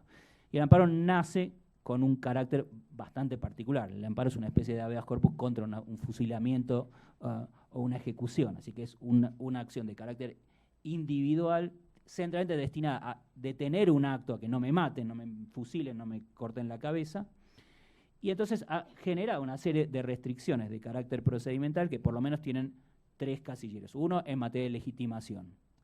La doctrina tradicional en México en esta materia es que el que plantea la paz tiene que tener un interés jurídico, entendido como un derecho subjetivo exclusivo por parte del que plantea la acción. Esto se da de patadas con gran parte de las problemáticas en materia de derechos sociales, en los que el problema fundamental es que existe una falta de política pública, un defecto en la política pública, una omisión en la política pública, que no afecta a nadie exclusivamente, sino que afecta a un colectivo de personas que están en la misma situación, digamos, para decir esto en términos menos teóricos. El derecho a la educación requiere que exista educación pública de calidad. Si en una localidad hay menos maestros de lo que necesitan los alumnos, y en las aulas hay 150 alumnos, entonces los afectados son todas las personas que se sirven de ese servicio, y entonces no hay nadie en una situación de afectación exclusiva. La fórmula tradicional de amparo se da de patadas con la idea de que hay ciertas acciones o omisiones únicas, comunes, que tienen un efecto de afectación de un grupo que está en la misma situación. En México, la reforma constitucional del amparo y la reforma constitucional y la reforma de la ley de amparo abre la ventana de pensar que la noción de interés jurídico, de interés legítimo. Pero, de nuevo, aunque algunas sentencias más o menos balbucean al respecto de esto, estamos lejos de haber desarrollado criterios, no criterios como tesis que repito, sino criterios racionales para entender qué significa interés legítimo y cómo poder replicar esa situación en otros casos. Así que para esto me parece que, digamos, el desarrollo de esa idea de interés legítimo es otro objetivo posible del litigio estratégico. Es decir, traer buenos argumentos para demostrar que en algún caso concreto, pese a que nadie está en una situación de exigencia, de posible exigencia de un interés jurídico, como se decía en México, es decir, un derecho subjetivo exclusivo, existe muchas personas en un colectivo que tienen una situación de interés legítimo y que podrían reclamar ante un acto de omisión de autoridad pública. Esto es un punto muy importante porque sigue habiendo sobreseimientos digamos, acabo de venir de una charla en la Comisión de Derechos Humanos del DF y una magistrada federal contó un caso en el que lo que se planteaba centralmente era la falta de control por parte de una entidad federativa sobre la construcción de una plaza comercial que se hundió 3 veces, provocó daños a los vecinos, etcétera, etcétera. Bueno, esto fue en amparo, el amparo planteó la cuestión como cuestión de afectación colectiva y como salió el partido, 2-1 sobreseyendo porque no había justificación de un interés exclusivo por parte de los litigantes, sino que estaban en la situación de interés simple reclamando en general por la legalidad. Así que el amparo ni siquiera, no se abrió ni la puerta del amparo, no se llegó ni siquiera a tratar la cuestión de mérito, ni siquiera a la posibilidad de alegar prueba al respecto, sino simplemente desde el principio, usted no tiene algo, interpreto el interés legítimo como si se tratara de un derecho subjetivo, y entonces, bueno, esta es la situación, tal vez no generalizada, tal vez uno encuentre excepciones al respecto de esto, pero claramente este tema no está resuelto en México. Así que, bueno, un posible objetivo del litigio estratégico en esta materia es consolidar criterios abiertos de legitimación en caso de interés legítimo. Los instrumentos están ahí, está en la ley nueva de amparo, requieren, digamos, una colección sólida de precedentes que ofrezcan criterios que permitan operar en casos concretos. Salir del casuismo, salir de en este sí, en este no, pero no sé exactamente por qué, a criterios que me permitan alegar en un caso concreto. Y para esto los jueces, decía un viejo profesor italiano, me decía, el abogado es el soldado desconocido de la jurisprudencia. Los jueces lo único que hacen es repetir las cosas que dicen los abogados, así que bueno, si no planteo bien esto si no soy creativo en la manera de plantear esto, bueno, los jueces van a repetir las tesis que tenían antes, y las tesis son confusas y no entiendo de qué se trata la cuestión, entonces de ahí no voy a sacar nada, digamos. No puedo hacer magia, digamos. Así que ahí hay, me parece, un campo enorme vinculado con la consideración de criterios de legitimación que sean abiertos, y esta es una herramienta central para el litigio en materia de derechos sociales. Con esto no quiere decir que todos los casos de derechos sociales sean casos colectivos, pero gran parte de los casos interesantes, los que exigen un litigio estratégico de carácter estructural, etcétera, implican dimensiones colectivas, porque se tratan de eso, de falta de medidas de política pública o de ausencia de brecha o de incorrección, inadecuación de las políticas públicas, que afectan no a individuos en su situación individual, no es que me discriminan por mi cara individual cuando voy al servicio de salud, sino porque, bueno, faltan recursos, la disponibilidad no existe, la calidad no existe, etcétera, etcétera. Así que esto requiere pensar cómo ciertas acciones o omisiones de la administración impactan sobre un grupo, y entender el litigio como esa polea de transmisión entre una situación colectiva y la posibilidad de configurar un caso judicial sobre esa base. Sin trabajar sobre la legitimación tengo serios problemas, porque todos los casos me lo van a sobreseer diciendo no tiene un derecho subjetivo, no tiene un interés jurídico. Segundo paso es el de el procedimiento. Una vez que logro abrir la puerta, cómo discuto la cuestión, cómo discuto el mérito dentro del caso. Y en esto, el amparo tradicional es un amparo que tiene un molde tradicionalmente bilateral. Tengo uno contra el otro, y en criterio de prueba, la carga de probar la tiene el que alega, el otro se puede quedar callado y negar todos los hechos, y ahí se acaba el objeto procesal. En materia de litigio estratégico, estructural o colectivo, eso es insuficiente, porque le hago cargar al pobre Cristo ciudadano que presenta un caso con la información que tiene el Estado y que el Estado me retasea. Así que tengo que tener un tipo que, digamos, alguien, una comunidad pobre que requiere acceso al agua, que sea técnica en materia de regulación, en materia de indicadores, etcétera, para traerle información que es información que tiene el Estado. El Estado fácilmente se defiende negando los hechos y no diciendo nada más. Si uso la idea tradicional de la carga de la prueba, estoy frito en esos casos, porque le pido al que está en situación más débil que produzca prueba que no tiene a su disposición. Entonces, en todos los lugares del mundo en los que se ha hecho litigio de carácter estructural, el ámbito de la prueba y la participación posible de otros sujetos se ha abierto enormemente, declarando una cuestión de interés público y entonces trayendo al juicio información y usando criterios, por ejemplo, la noción de cargas dinámicas de la prueba, que es que el que tiene la prueba a su disposición debe ponerla a disposición del juzgado, la posible participación de otros sujetos, como el amparo tiene un procedimiento bilateral, eso significa que no forman parte del procedimiento de amparo otros actores. Bueno, lo que se ha hecho en otros países del mundo es, en cuestiones que requieren de mayor información por parte del tribunal, el tribunal invita a amicus curiae, invita a la Comisión Nacional de Derechos Humanos, invita a otros actores, por ejemplo, organizaciones de la sociedad civil, a entrar en el caso y participar de ese caso. Eso es un litigio llamado litigio complejo, porque no se resuelve solamente en la controversia entre dos partes, sino que se abre a información que va más allá de la presentada por las dos partes. Bueno, esto requiere una cultura de tipo de litigio que no es tradicional en México. Por miles de razones, ya dije varias, hay muchas más que son de carácter procedimental. También la forma en que está pensado centralmente el amparo directo, que es lo que hace el amparo directo es salir de un expediente ordinario, elevar la cuestión a un incidente ante el Poder Judicial de la Federación y después devolver para efectos. Así que no hay ningún espacio para discutir estas cosas desde el punto de vista sustantivo. Entonces, el amparo tiene serias limitaciones en materia de hechos y pruebas, en materia de participación de otros actores y de la posibilidad de que el juez reciba información que va más allá de la información que le presentan las partes, aunque lo que plantee desde el principio el litigante sea absolutamente razonable y esté claro que hay un problema de defecto o falta en la política pública por parte del Estado. Eso balancea la cuestión de una manera completamente desproporcionada a favor de la situación del Estado y lo pone al pobre litigante como un Quijote que tiene que luchar contra todos los molinos de viento existentes. Bueno, si no hay alguna forma de concepción que abra el procedimiento del amparo, y si no queremos tocar el amparo, inventar otras cosas que se llamen juicio local de garantías de derechos constitucionales del Distrito Federal o del de la Ciudad de México o de las entidades federativas, para inventar una cosa distinta que permita una estructura de juicio que sea diferente a esta estructura tradicional del amparo. Y último punto, digamos, habría 20 más, pero si no, no me voy a acabar nunca el tiempo, son los efectos de la sentencia. La noción tradicional de la fórmula Otero es que los efectos del amparo son de carácter relativo y solo se aplican a los litigantes del caso. Y bueno, esto por definición se da de patadas con la idea de que si lo que digo es que el problema es un problema vinculado con la falta de una política pública, el defecto de una política pública, entonces el remedio no puede ser individual.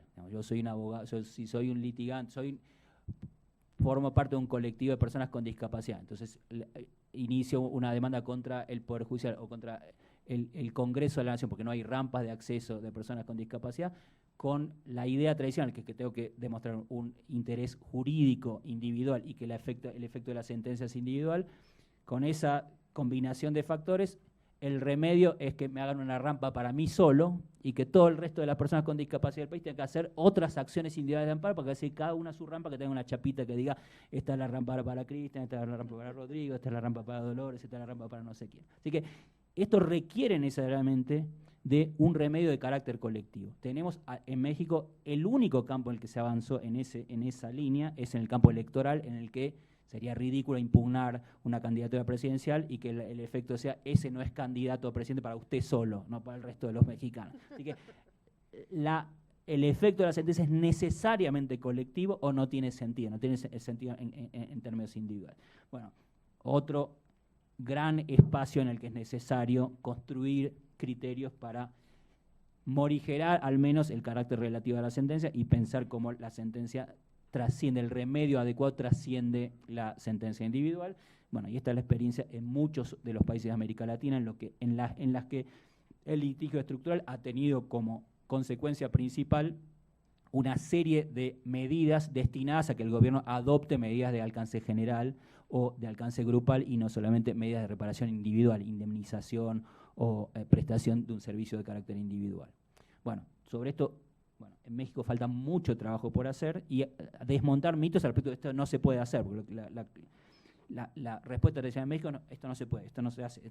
Hay muchos países donde esto ya se ha hecho y no es tan complicado, no se ha caído el sistema, no se ha disuelto la división de poderes, no se han caído los muros de Babilonia ni nada parecido. Ahí está el Poder Judicial.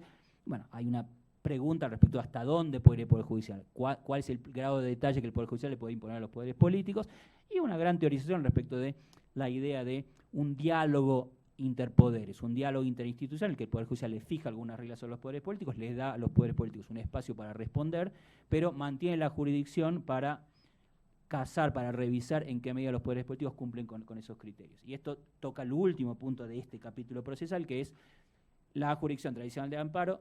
La sentencia de amparo cierra el expediente. Con eso le devuelvo el expediente al juzgado original y me desentiendo de la cuestión. Así que, bueno, en gran medida el litigio de carácter estructural no cierra la tramitación con la sentencia. Así que la sentencia abre un expediente de implementación de la sentencia, que a veces es compleja. Lo más fácil es pagarla individualmente o darle individualmente un servicio a una persona. Lo más difícil es adoptar medidas a mediano y largo plazo, que implica la formulación de una política pública nueva, la formación de un nuevo instrumento normativo, la modificación de una norma, etcétera, etcétera. Esos no se hacen de un día para otro y requieren de algún diente del Poder Judicial para impeler a los funcionarios públicos a cumplir con esas obligaciones. Y para eso, bueno, también es necesario explorar hasta dónde llegó en el establecimiento de medidas de reparación por parte del Poder Judicial a los poderes políticos que vayan más allá de una reparación individual. Para esto, de nuevo, buenas experiencias que parten del sistema interamericano, porque la Corte Interamericana ha desarrollado particularmente el capítulo de las reparaciones con la idea de la prevención de la repetición de la violación. Y en eso las medidas, digamos, lean simplemente la sentencia de Campo Algodonero contra México y van a ver que no se trata solamente de reparación individual a las familias de las 3 víctimas del caso, sino que centralmente hay una batería de medidas exigidas para impedir la repetición del daño, que significan medidas de cambio estructural en la policía, el Poder Judicial, los órganos públicos competentes en el caso, etcétera, etcétera. Bueno, esto a nivel interamericano, la pregunta es cómo hacerlo en México y cuáles son las posibilidades de hacerlo en México. Bueno, y último punto, como decía antes, la idea de cuán estratégico no es el litigio depende de comparar con otras garantías posibles, otras vías posibles de reclamo, y me parece que una parte importante de la pregunta sobre el litigio estratégico es la de motivar este diálogo entre poderes. Yo diría que en gran medida medir, testear en qué medida el Poder Judicial funciona como acicate para que los poderes políticos cumplan con su obligación. En materia de derechos sociales me parece que, bueno, cuando falta legislación será legislatura, pero en general en México sobra legislación. Digamos, nos sobra, es un país de poetas, el país de Rosario Castellano, el país de Juan Rulfo, el país de Octavio Paz. Así que al momento de declarar, ahí somos campeones. Al momento de implementar, bueno, ahí tenemos problemas. Así que es menos la responsabilidad de los poderes públicos, del Poder Legislativo, y más la responsabilidad de la administración. Bueno, hay muchos bemoles al respecto de esta cuestión, pero centralmente la cuestión es cuál es el espacio del Poder Judicial para marcarle la cancha, marcarle el territorio a la administración y empujar el cumplimiento conforme de la administración. Y para esto también es importante tener en consideración que lo que necesito son garrotes, pero también zanahorias, porque aunque tenga la sentencia judicial más perfecta, más bonita, la más poética del universo, si no tengo alguna forma de diálogo para que la administración cumpla con esa sentencia, la sentencia es papel picado, funciona para cubrir un agujero que tengo en la pared, enmarcándola, como todos los reconocimientos y etcétera que se hacen en México después que uno termina de dar conferencias, pero sirven muy poco para cumplir con el efecto de la sentencia, que es lograr que cambie la conducta administrativa en esta materia. Entonces, bueno, una parte importante de ese capítulo del diálogo entre el Poder Judicial y otros poderes requiere, bueno, un empoderamiento del Poder Judicial, primero sobre su función de controlar lo que hacen los otros poderes. Segundo, la idea de que en alguna medida la actuación del Poder Judicial no solo suspende, dice no haga esto, sino que debe decir haga esto, usted tenía obligación de hacer esto y debe hacer esto. Bueno, sobre esto falta trabajo en México y falta también, digamos, no irse al otro lado, no pasarse de la olla, y es que el Poder Judicial se convierta, y esto hay bastante poca probabilidad que suceda esto, pero ha sido una crítica en otros lugares del mundo, que es que el Poder Judicial se pase de rosca y entonces termine siendo el que gestiona el sistema de salud, el sistema educativo, le diga cuál es la cantidad de metros cúbicos de aire que tiene que tener cada celda en la prisión, etcétera, etcétera. Bueno, estamos lejos de esto, como los jueces en general han sido enormemente deferentes y han sido muy reactivos a entrarle a la cuestión por vía del amparo indirecto, escudándose en la forma de litigio que tienen más que ver con la casación de otras sentencias judiciales. Pero es una pregunta abierta, que es, digamos, en la medida en que pienso que el litigio es estratégico, una cuestión que me interesa discutir es la de la posición del Poder Judicial en relación con los otros poderes, pues haciendo jugar el principio de pesos y contrapesos en la noción de división de poderes. ¿Cuál es el rol del Poder Judicial para acelerar las trabas en los procesos políticos de toma de decisiones, la posible captura de los poderes políticos por parte de sectores más poderosos, la representación de las voces de los sectores no representados, son con mayores dificultades de representación en la política, y el papel que puede jugar el Poder Judicial en ser ese acicate de los defectos, los posibles defectos del sistema político. Bueno, esto les da algún panorama al respecto de cuáles son aquellos fines que van más allá de la defensa del interés individual o la reparación individual del cliente, que pueden plantearse en sede de litigio estratégico, y digamos, lo que he intentado también es recoger parte de las experiencias puntuales de otros países en los que yo estuve involucrado directamente, o que conozco por vía bastante directa o por vía de diálogo comparado en esta materia. Así que bueno, esto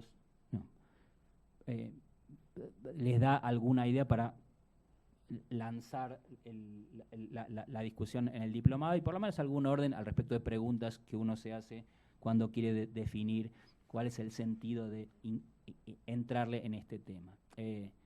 Bueno, última cuestión, de nuevo, la repito, es esto puesto en contexto político del momento mexicano actual, y la pregunta es, bueno, ¿dónde nos movemos al respecto de violaciones pasadas, del momento actual, de un momento de cierta esperanza al respecto, bueno, qué va a pasar cuando cambie el gobierno, qué va a pasar con una gran modificación de las estructuras políticas a nivel federal, de entidades federales y municipal, cambio en la conformación del Congreso. Digamos, hay alguna ventana de oportunidad que se le puede dar a la administración para saber cómo se va a ubicar en este sentido, y entonces es posible explorar antes otras vías, las vías del diálogo, la vía del planteo de reivindicaciones en términos de derechos a la administración para ver cómo la recoge, la vía del uso del derecho de petición y otras formas de derecho.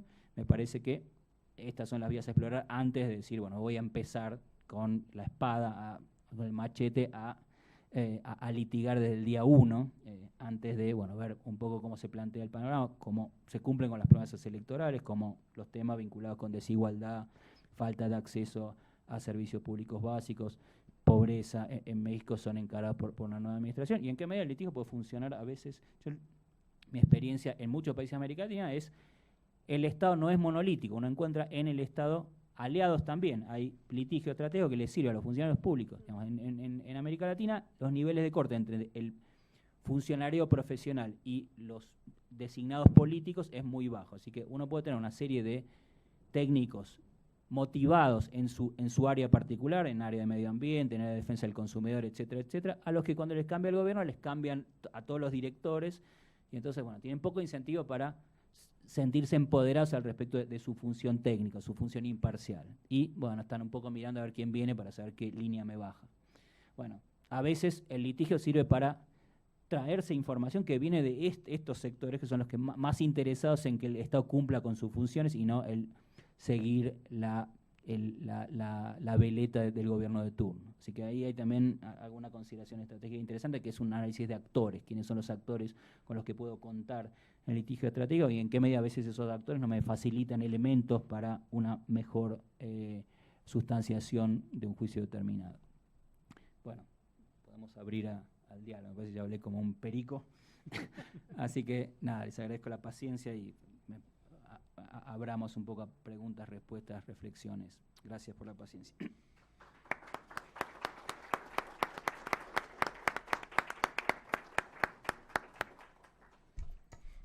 Bueno, tenemos 20 minutos que podemos aprovechar para eso, para abrir un diálogo con Cristian o con Dolores también, en relación a las experiencias que desde la Henry Ball han tenido en acompañamiento a procesos. Así que la mesa está abierta. Si les parece, pues lo hacemos levantando las manos y les podemos hacer una ronda de 3 o 4 intervenciones y así hasta que nos agotemos el tiempo. Entonces, 1, 2, 3, 4. Les pedimos ser un poco breves para que haya oportunidad de que otras personas que quieran intervenir puedan hacerlo. Agradezco ser invitado. ¿Sí se oye? Sí. En este caso tengo yo algunas dudas. Se habló desde los problemas que ocasionan la litigación estratégica. Bajo su punto de vista, ¿cuándo empieza la litigación estratégica?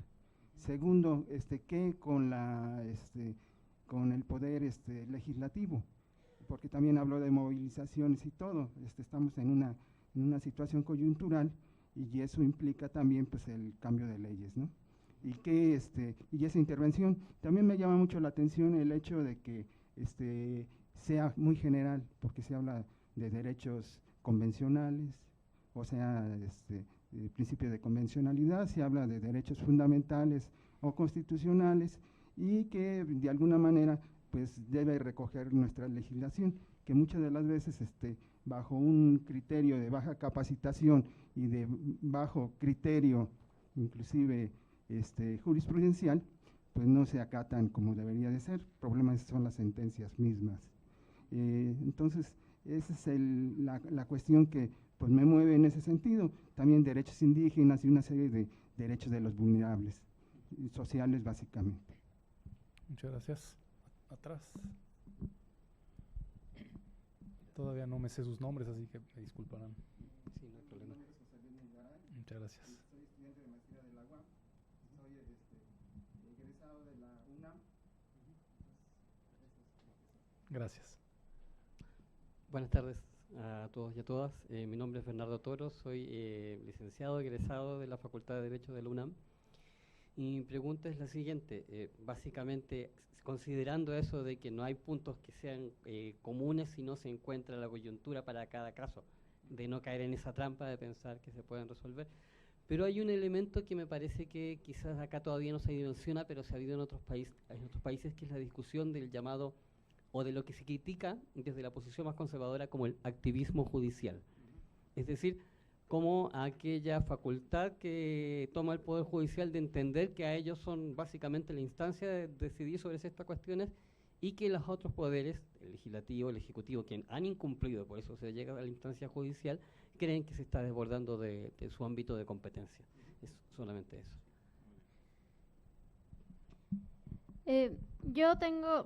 Mi nombre es Daniela Albarrán, soy abogada egresada de la Universidad Autónoma del Estado de Morelos y yo tengo un caso muy particular en el que se han atendido las instancias políticas ahorita precisamente con el cambio de gobierno en un municipio que está afectado por unas trituradoras de piedra y les afecta su derecho al medio ambiente sano y su derecho a la salud. Pero platicando con los nuevos, con algún candidato, primero fue muy fuerte diciendo sí, voy a cerrar todas las empresas trituradoras, ¿no? Eso fuera lo que a mí me platicaba las personas de la comunidad, ¿no? Pero en una reunión a la que yo acudí, nuevamente se le planteó la situación y dijo, no, es que yo ya lo platiqué con el candidato a gobernador y pues me dijo que pues se van a afectar los derechos laborales de mucha gente. Yo ya no quise meterme en esa discusión ahí de, no, es que tú dijiste y que, o sea, y explicarle todo el bagaje jurídico y todo los procedimientos que se han seguido, porque no me pareció el momento oportuno, porque todavía era candidato.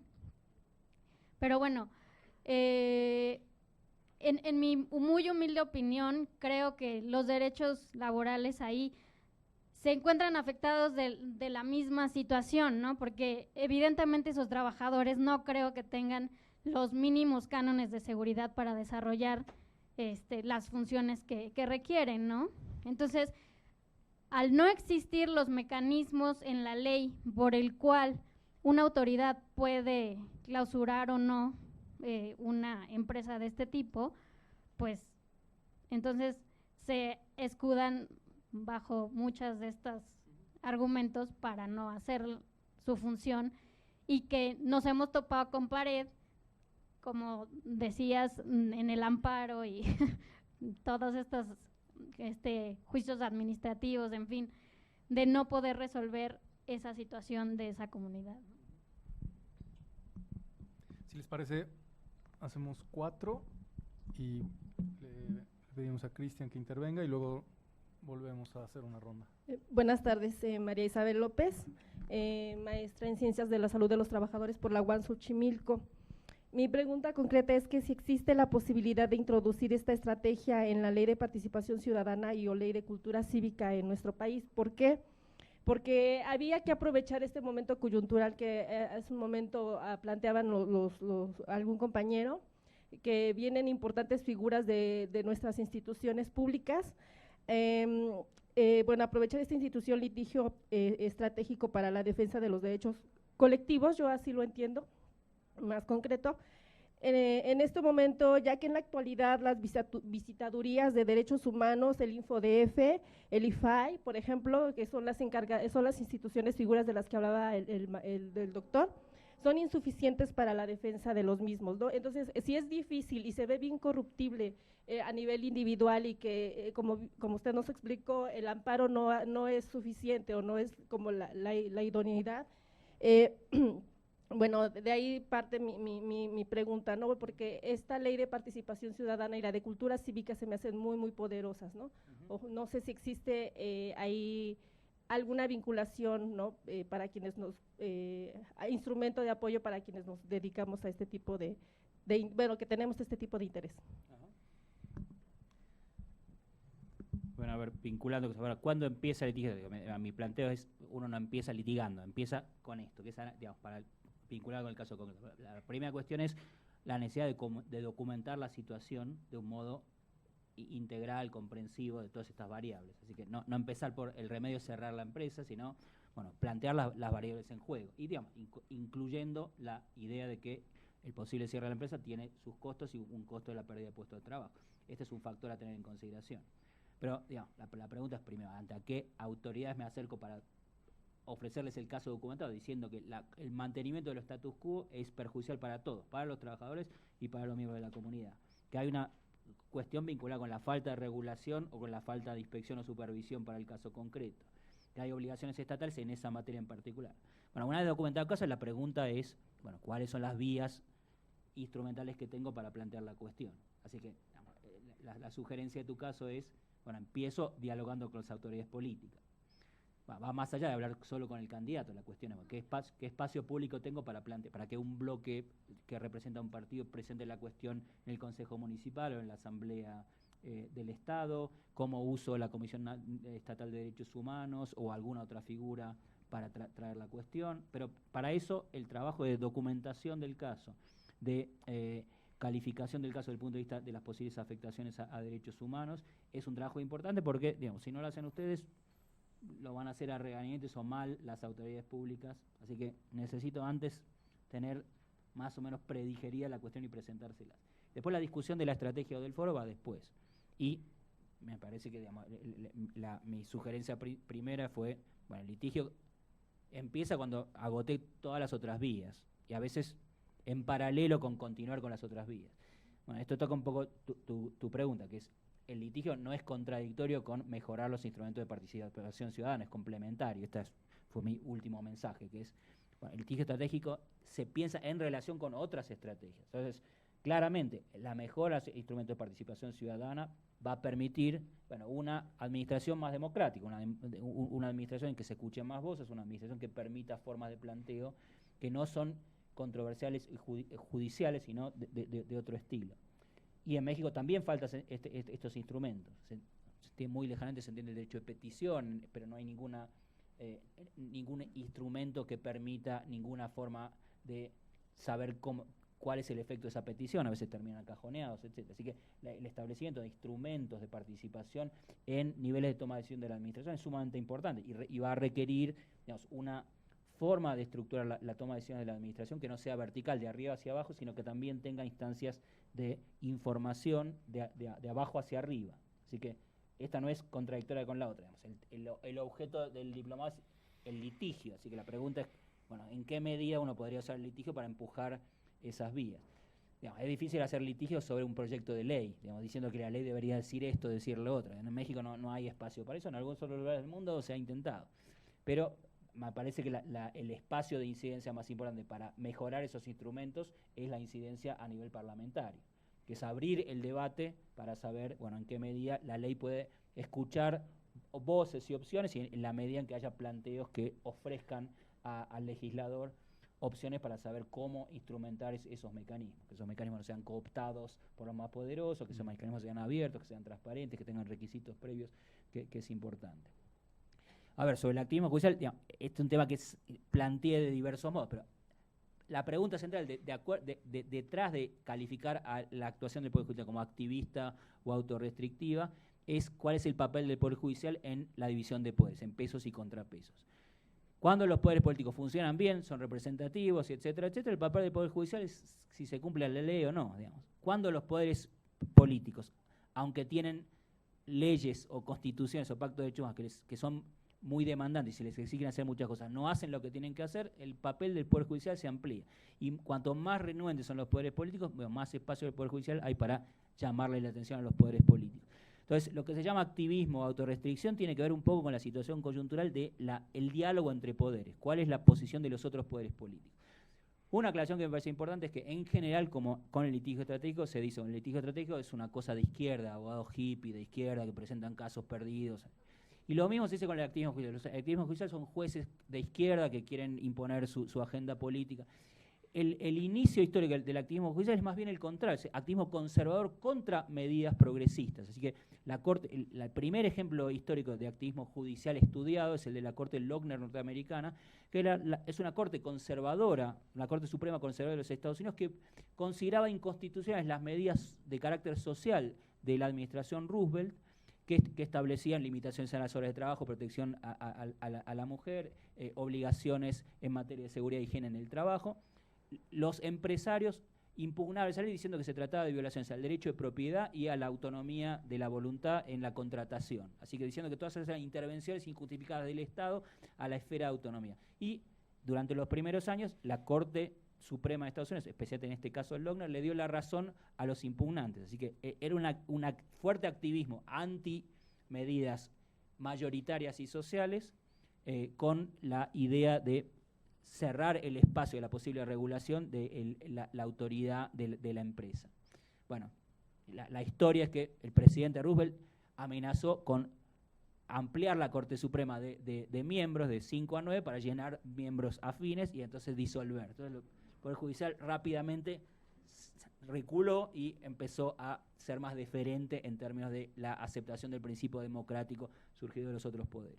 Así que activismo judicial no necesariamente significa activismo de izquierda. Hay un activismo judicial de derecha cuando el Poder Judicial lo que hace es atacar medidas mayoritarias sobre la base de la protección de intereses corporativos o de intereses prebendarios. Y bueno, digamos, uno podría leer bajo esta óptica este litigio en México de grandes contribuyentes que lo que hacen es atacar el poder fiscal del Estado diciendo que les cobran más impuestos de lo que deberían.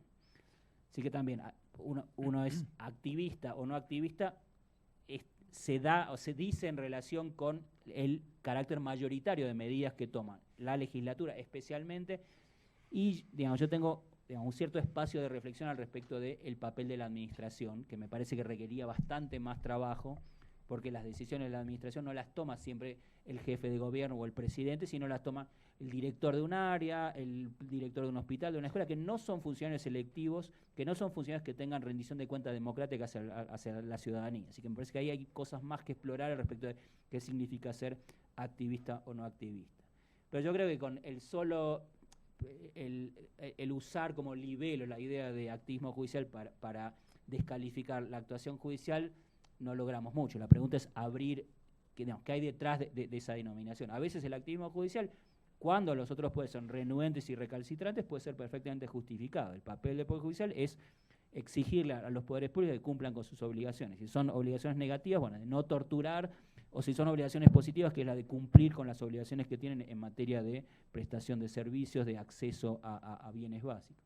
Y yo creo que en eso la lógica de la exigibilidad de los derechos por vía judicial no es muy distinta de la justificación tradicional de la actuación del Poder Judicial frente a los poderes políticos. Es la defensa de aquellos que están en una situación de mayor vulnerabilidad.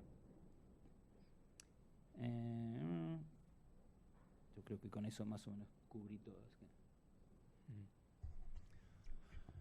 Entonces tenemos una más, dos más. Y quizá con eso podemos cerrar. Tres, hay una tres. otra del compañero. Perfecto. Pues muy buenas tardes. Yo quería llamar su atención por si usted quisiera darnos un comentario sobre ello, sobre pues la profunda vinculación que existe entre la defensa, la lucha por los derechos económicos, sociales, culturales y ambientales con los graves casos de violaciones de derechos humanos, ¿no? Porque, se ha llamado poderosamente la atención que en Latinoamérica y sobre todo en México hay una crisis precisamente de persecución en contra de defensores de los DESCA. Y bueno, a mí yo lo vinculo con esta charla que usted nos ha dado porque precisamente al comentar que los mecanismos o procedimientos jurídicos que tenemos son estrechos en relación con el cauce que requiere la defensa de los DESCA, y justamente yo me acordaba que en un diálogo entre ONGs se platicaba sobre la dificultad, o más bien sobre la necesidad de hacer ciertas causas, ciertos expedientes abiertos cuando lo requiere una declaración de interés público, como usted nos comentaba. Por eso yo quería ver si usted podría abundar un poco más de eso, pero a la vez creo que es preocupante que de alguna forma al tratar como se hace tradicionalmente, por un lado, un caudal de estudios o de tratamiento de derechos económicos y sociales, y por otro lado, al tratar sobre violaciones a derechos humanos, perdamos un poco de vista la necesidad de buscar ciertas medidas de caución, de protección, precisamente en estos casos donde pues se persigue a defensores de derechos económicos, sociales, culturales y ambientales. Gracias. Acá. Y al fondo. Hola, mi nombre es Naum y mi pregunta va un poco encaminada en cuanto a los mecanismos de cumplimiento e implementación de las sentencias de los tribunales y su papel como como poder controlador de los demás poderes públicos. En este sentido, en cuanto a los mecanismos de cumplimiento de sentencia, bueno, al menos en el caso mexicano, en un caso muy extremo es la destitución de los funcionarios públicos. Pero cuando se trata, por ejemplo, de órganos colegiados, por ejemplo, una Cámara de Diputados o el Poder Legislativo, que es el encargado de llevar a cabo ciertas medidas legislativas, cuando el Poder Judicial, en este contexto del diálogo entre poderes públicos y en el control sobre los demás poderes públicos, ¿qué mecanismos o qué medidas se pueden pensar para llevar a cabo un cumplimiento cabal sin afectar también la estructura o el funcionamiento de los demás poderes públicos? Porque creo que también se tendría que repensar mucho el tipo de sanciones o el tipo de medidas para cumplir estas sentencias, ¿no?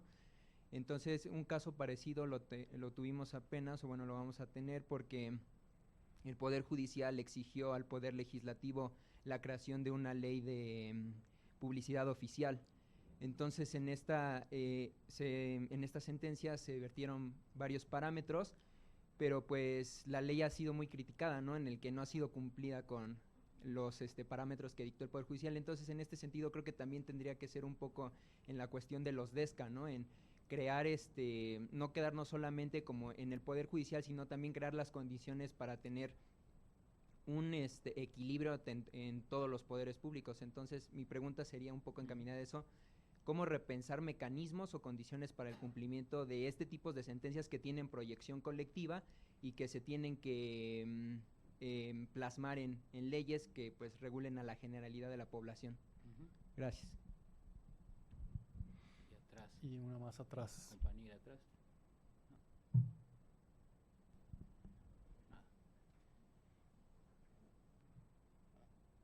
No quería preguntar nada. Pensamos que había levantado la mano. A ver, sobre la primera, pequeña reformulación es que la violación de derechos económicos es una violación de derechos humanos.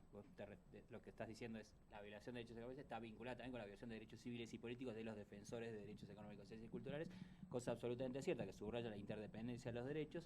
Y además, digamos, tiene un riesgo particular, que es que el enfocarse en la violación de los derechos de los defensores a veces hace perder de foco la reivindicación de los defensores, que era el derecho ambiental, la no construcción de una presa, etcétera, etcétera.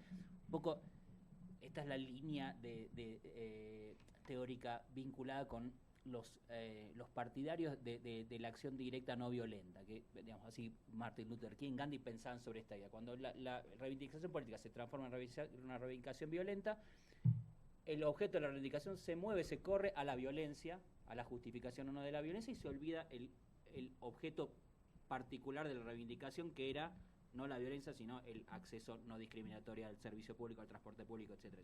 Y acá pasa lo mismo. Por supuesto, tener en consideración la situación de los derechos de los defensores de derechos económicos, sociales y culturales es sumamente relevante. Hay enorme evidencia a nivel nacional y a nivel regional y a nivel mundial respecto del aumento de los ataques a defensores en materia de ambiental, derecho a la tierra, especialmente mujeres que trabajan en estos temas. Y, digamos, América Latina es la región del mundo en la que hay mayor mortandad de dirigentes sindicales y de dirigentes indígenas. Así que claramente el fondo de la reivindicación de estos dirigentes es el de los derechos económicos, sociales y culturales. A esto se suma la segunda violación, que es la violación de su derecho a la vida o a la integridad física. Bueno, entonces tener las dos cosas en consideración es importante, digamos, vincular la reivindicación original para que no se pierda y nos enfoquemos solamente en las cuestiones de las medidas de protección de los defensores. Así que me parece que es otra forma de trabajar la noción de interdependencia. Y la idea de que defensor de derechos humanos no es solamente el defensor de derechos o causas políticas, sino también es el defensor del medio ambiente, el defensor de derechos colectivos a la tierra, el defensor de derecho a la salud, el defensor de derechos de colectivos como el LGTBI u otros, es importante, pueblos indígenas u otros es sumamente importante.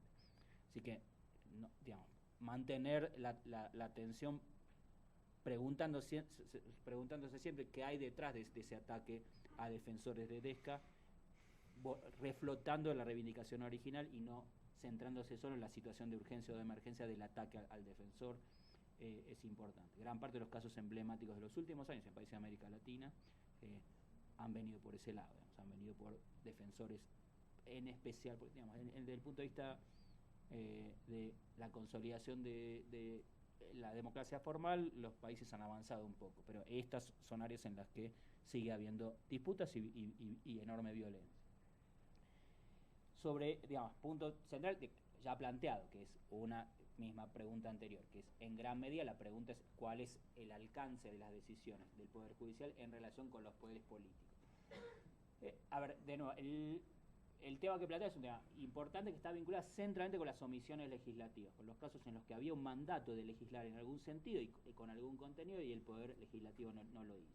Y entonces, bueno, ¿cuál es el alcance?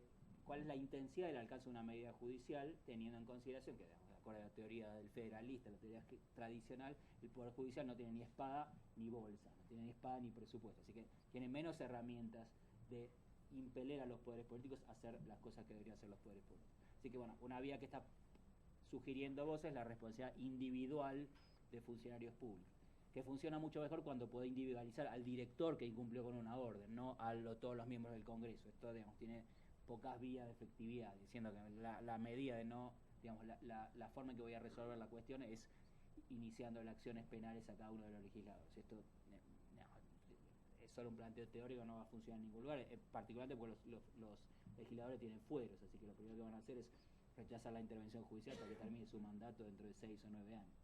Así que no.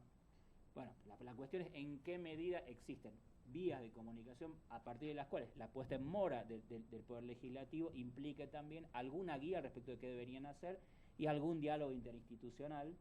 Bueno, es difícil, pero no es imposible. Yo participé en litigio en Argentina de casos en los que centralmente la cuestión fue la de, o sea, a ver, 2 o 3 ejemplos. Uno interesante, la legislación electoral en Argentina prohibía que los procesados, las personas sujetas a proceso penal, votaran. Y llevamos un caso diciendo que la Convención Interamericana de Derechos Humanos solo establece la exclusión de los penados, de los sentenciados a condena judicial y no a los procesados. Así que la Corte Suprema dijo, efectivamente, es la legislación que excluye a los procesados del derecho a voto, es incompatible con la Convención Americana y por ende con la Constitución Argentina, y digamos, esta es la resolución al respecto de la cuestión de derecho. Ahora, la implementación requería un cambio en la legislación electoral para establecer cómo se vota. No basta con decir es inconstitucional, sino que hay que establecer algún mecanismo. Se vota, se los deja salir a los procesados ese día a cada una de sus circunscripciones electorales, se lleva una urna a cada una de las cárceles, se vota por internet, se vota por WhatsApp, qué sé, ¿cuál es la forma de implementar el voto? Y para esto el Poder Judicial puede dar alguna pauta, pero le corresponde al Poder Legislativo decidir. Así que, bueno, de nuevo, lo que hubo fue un diálogo, una comunicación entre la Corte Suprema y el presidente de las dos cámaras para poner el tema en la agenda legislativa. El legislador dice, bueno, sí, muy interesante, pero tengo una lista larga de otras prioridades, así que, bueno, voy a ver cómo meto esta cuestión. Bueno, entonces, ¿cómo se negocia esa relación entre poderes?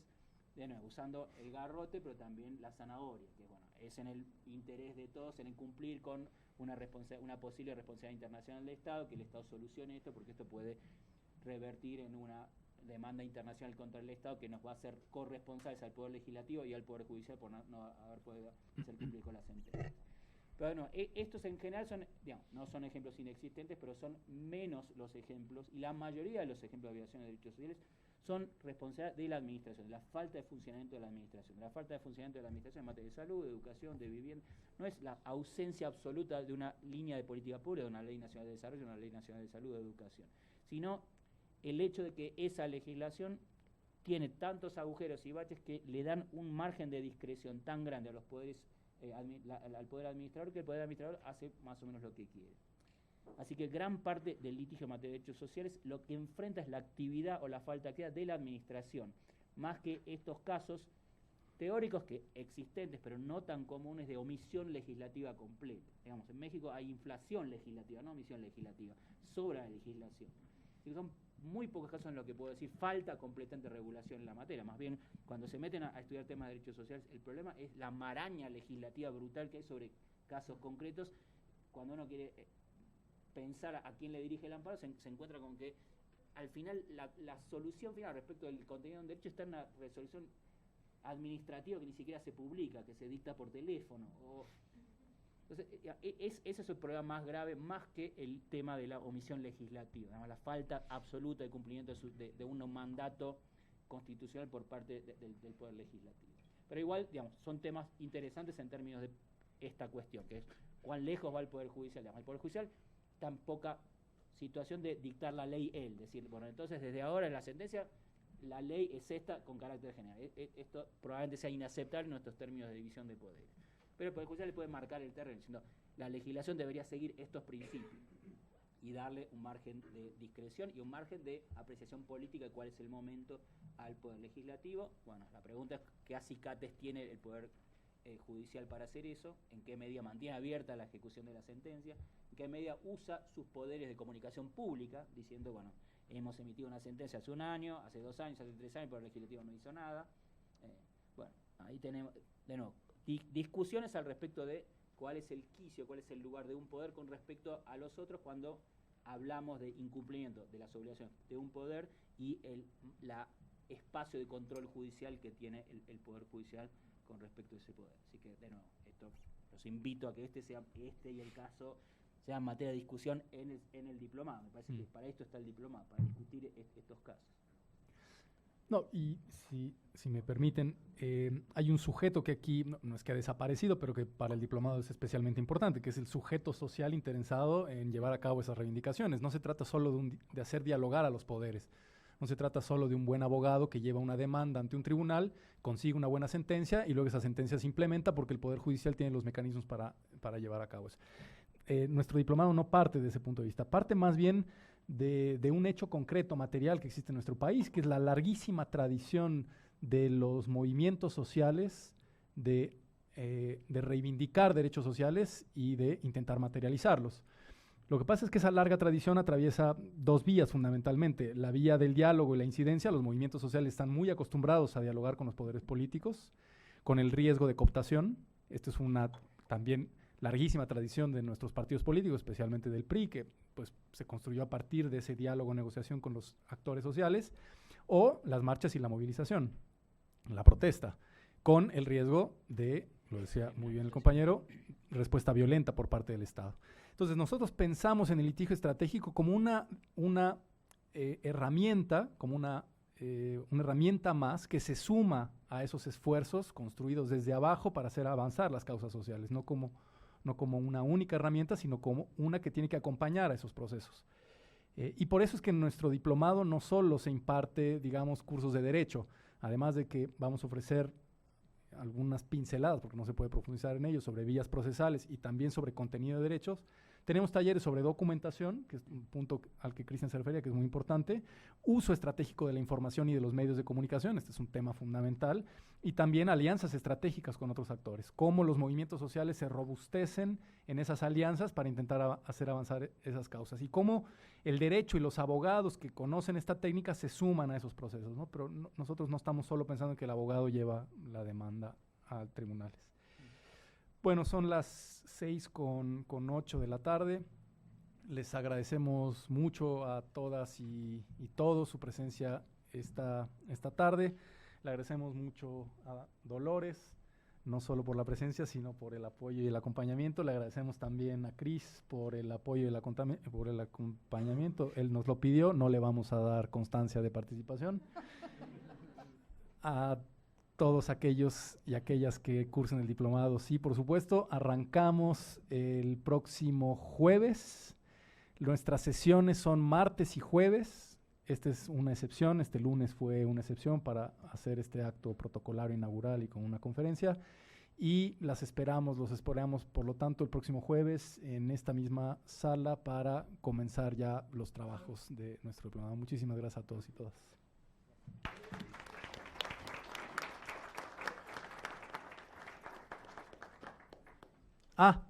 Perdón, no es en esta sala, es en la que está enfrente.